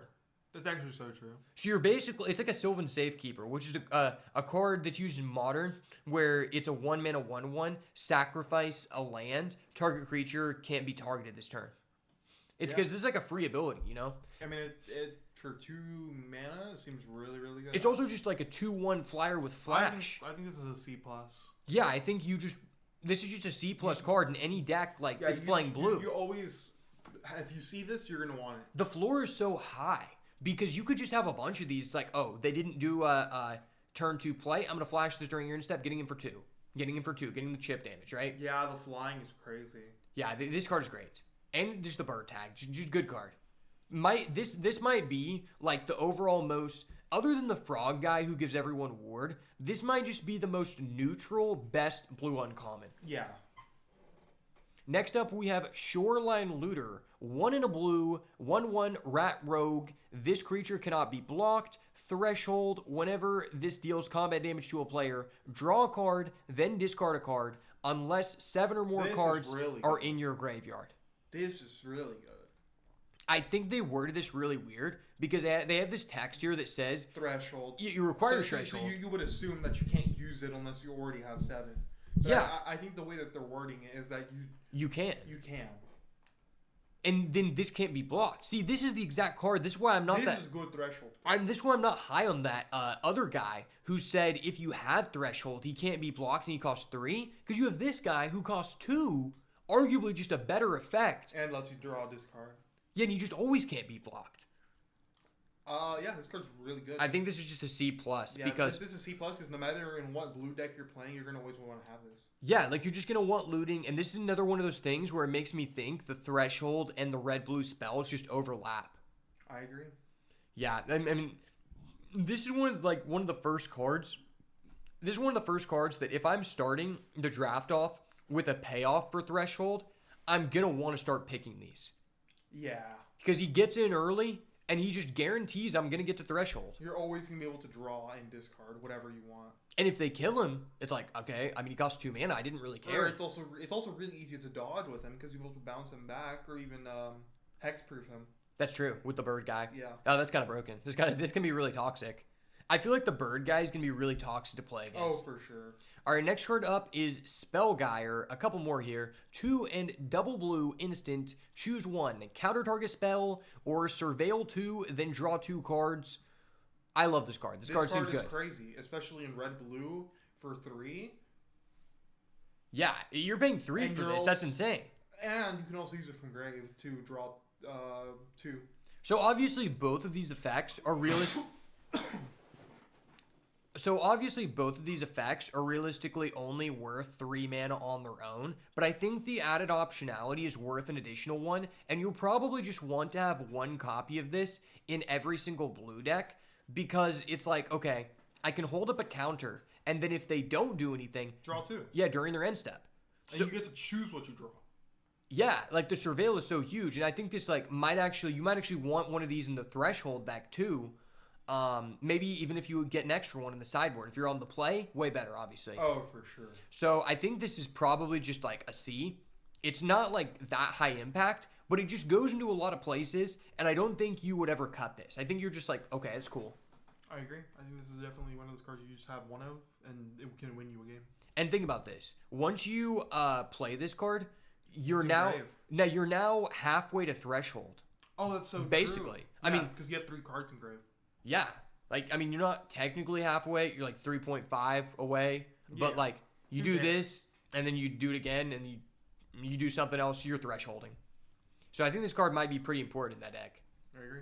Next card is Splash Lasher, 3 and a blue, 3/3 Frog Wizard, Offspring for 2. When this enters, tap up to 1 target creature, put a stun counter on it. Oh, this is disgusting. So for 4 mana, you're getting a 3/3 with a stun counter on it, which is essentially like a Frost Lynx. We've seen that in many sets, 3 mana 2/2 stun someone. But you have the added optionality of paying 6 to stun 2 things for 4/4 worth of stats. 5 for 6, 5 for 2. Or no, it is 6. Yeah, it's 6. Yeah, so you pay 6, you stun 2 things, you get 4/4 worth of stats. Or if you bring it back, you get ETB. You get 2, yeah, and then you get two frogs, which might be relevant. This seems really good. Yeah, especially just I think really what makes this card better than it normally would be. Offspring. No, Offspring is insane. That makes the card insane. Yeah. What I'm saying is, if this was printed in any other set, it would probably just be okay. But the fact you can ETB it? Yeah, you can keep flashing it. Yeah. It's so good. Because with the gold card, that means every turn you now have the option confirm stun to pay 3 mana to stun someone. So you can technically perma lockdown somebody's guy. And if you really want to, you can have 2 of them on field. Yeah, I mean, you don't get to pay for Offspring again if you flash it. Oh, okay. But I mean, that's still really good. Yeah, it's still broken. The floor on this card is really low. It's definitely a C+, B-. Yeah, it's probably a C+ card. Next up is Splash Portal. 1 blue sorcery, exile target creature you control, then return it to the battlefield under your control, which is immediately, if that creature is a bird, frog, otter, or rat, draw a card. Oh my god, this is disgusting. Well, this card's just broken. Just target one of your own things, draw 1, and you get ETB. Wow. Yeah, this is so good. This card is probably a C+ in the frog deck, but honestly could also just be a C+ in another deck, just in any deck when you have ETBs. Blue, yeah. If you have ETBs, the card is just good. If you don't have ETBs, you probably don't want this, but if you had to play it because you're low on playables, it really can't be that bad. At worst, it's a draw. It's just a cycle for 1. You do have to control a creature, though. Yeah, you have to control. That is kind of irrelevant, but like that's just really good. Like, because think about this. So you play the green, blue, gold card on turn 2 to get a 1/1 draw card. Then on the next turn, you pay 1 and you're drawing 2 cards for 1 mana. That's so good. So I think in the right deck, this is a C+. And I think in any deck that is not even the right deck, it's probably just still a C-. Yeah, because at worst, you're just getting to bring something easy. Draw a card for 1 card. or if you're like choosing like a rabbit or something, you just get to trigger an ETB. Yeah, because it's not that you can trigger anything. It's just you don't get to draw a card if you don't do that. So you could, target anything, which is pretty damn good. That's what I'm saying. It's pretty nice. Dude, especially this with this guy, the Long River Lurker. Because then you're returning this guy. And you can attack with 2 things. Drawing a card. And then they're both going to get to... And then you just bounce something again. It's like, dude, okay, I'm not going to lie. All of the combos in this set just relay back to this guy. This guy's just broken. Frogs being able to bring themselves back every single time they attack is fucking crazy. I didn't think that the frogs was going to be as good, but now that I've seen this card, I'm like extremely high on frogs. If I see this card, I'm playing frogs. Like, you're not getting me off the deck if I start with that. Okay, our last uncommon here to finish off the video today is Sugarcoat. 2 and a blue, enchantment or a flash, enchant onto a creature or a food, enchanted permanent is a colorless food artifact, and loses all other card types. Okay, so this is you can do this on your opponent if they try to target one of their own things for an effect. Yeah. So if they try to... Well, no, I think the way it works is if they activate an ability, their Valiant goes on the stack and actually resolves before their other card is. Oh. So once it's on the stack, you can't actually... Okay, in that case, I don't understand what this card is good for. I mean, it's still 3 mana to turn your thing into an artifact that's a creature. Oh, okay. Like, you don't get the creature. It becomes like artifact. Like, you can't attack with it. You can't use the abilities. Yeah. But I'm just saying, like, if they activate a card to target their card and they trigger Valiant, regardless of whether you turn that into a food or not, they still get that effect. Okay. Now, that effect might not be relevant because it might be like, okay, Valiant, my guy gets buff stats. But if it's a food, it doesn't matter. Okay, that's what I thought. So he can't attack with the card, right? No, but he can sacrifice it for forage, and he can sacrifice it just to gain the 3 life. 3 life, yeah, but I don't think that's worth, honestly. I think this card overall is pretty versatile. I give it a C. Yeah. I think that you play this in the side deck, depending on the matchup. Yeah, it's like, it's a C or a C+. Now, because this is an enchantment... You can stick it on like an otter or something. You don't get... I think, because I think the otter red, blue, gold card, he reduced instants and sorceries. I'm pretty sure. I don't think it was... Yeah, so you don't reduce this, but it's still just like, okay. My issue... You can throw on a big bird or something. I think that this card is good, and I think we're going to overvaluate it, though. Because from what we've seen thus far, it seems like a lot of the good cards are really low costed. Yeah, it seems like all the good stuff is small. Like 2. Yeah, or 1. And they all dodge effects really easily. They have ward and shit, or they can just... Yeah, and then it's like... Flash in, flash out. This is also a big commitment, because if you pay 3, and he responds to blink his then guy... you're -3 and a card. Yeah, this is really bad. I mean... I'm going to give this a C-. Yeah, I think that's very fair, because I think it's like, I'm not going to cut this. It's like a very situational card, right? Yeah. It seems versatile. Side deck type card, right? So I think it's very versatile, but I also think that it's like there's a lot of outs to it from your opponent, right? It's a high likelihood you could have a target. If your opponent's also playing blue, you might as well just take it out. Oh, 100%. Yeah, if it's a high likelihood you have a good target, it is also almost equally high likelihood that they have a ability that just completely mitigates this card and just makes it null and void. Yeah. Like, yeah, I don't know how I feel. I mean, it's probably just a card you don't cut, but you probably don't want to have a lot of these. You don't want to see it. You want to have one in your deck, maybe. Yeah, maybe against, like... Because the thing is, like... I think it's like birds is where you see the best. Yeah, that's true. Because then you stick it on one of their big bodies, and then they can't use it. If you get rid of that 4/5 bird guy, that'd be the best. Yeah, the one that gives you the fish. Yeah. Oh, yeah. Then that's a free win. They can't. Yeah. Well, because what I was thinking about is I was like, best case scenario is probably versus a person who has a higher costed card than this. But so far, who has the higher costed cards? If birds are good, you play it against birds. But birds are also blue. Yeah. So that's what sucks. So the thing is, like, I was thinking the best case scenario would be to target like a green person. because they have the higher costed cards. But then green also has access to forage, which means they have the highest likelihood to sack a food token. So it's like, this card just, I feel like it looks better than it actually is. So I think C- is very fair, because you probably just don't cut it, but you probably don't want to like actively pick it. But if it's in the draft and there's nothing else of the color, you pick it up. It's like fine. It's like not great, not bad. It is my fucking 40th card, you know. Yeah, I mean, the best case scenario is you do it during their end step when they're tapped out, and you're like, hey, that guy, he's gone. I mean, it is solid removal if that. Or you just do it against a white-black person, and like they're just like, okay, so they're just like, no, they're just like, sack, gain 3 life, activate ability. You're like, fuck. Oh yeah, you just never give it to them. There's a lot of like inherent things that kind of like nullify this effect. Yeah, black, white, and then white, blue, green. And those are the decks that I'm like, oh, I feel like these decks would have good targets for me. Yeah, that's what I'm saying. And they just also have the best outplay potential. And then it's like versus red white, it's like, well, I don't want to target their shit. And then also you got to. Okay, so one important thing to note about this card before we end the video is that if this is removed, it does not trigger ETBs because their card never left the battlefield. It never re-enters. It just is no longer an artifact. Okay, that's pretty nice. So that is better. Because I was thinking about like that versus like the red-white deck, but I'm like, the red-white deck, they have low-costed guys. You don't even want to be doing that. Anyways. Yeah, and then they can respond with Valiant on the stack. And so it's like, this card is just, it's not the greatest, but you probably still play. It's probably borderline playable. I think you get this like as your 45th card. Any final thoughts about what we've seen so far? What do you like?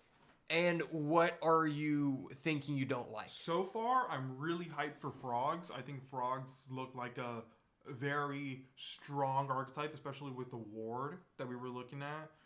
Being able to flash in and out super easily. I think that Valiant is going to be probably one of, if not the strongest archetypes in the meta so far. We haven't seen black yet, but black's been looking kind of mid.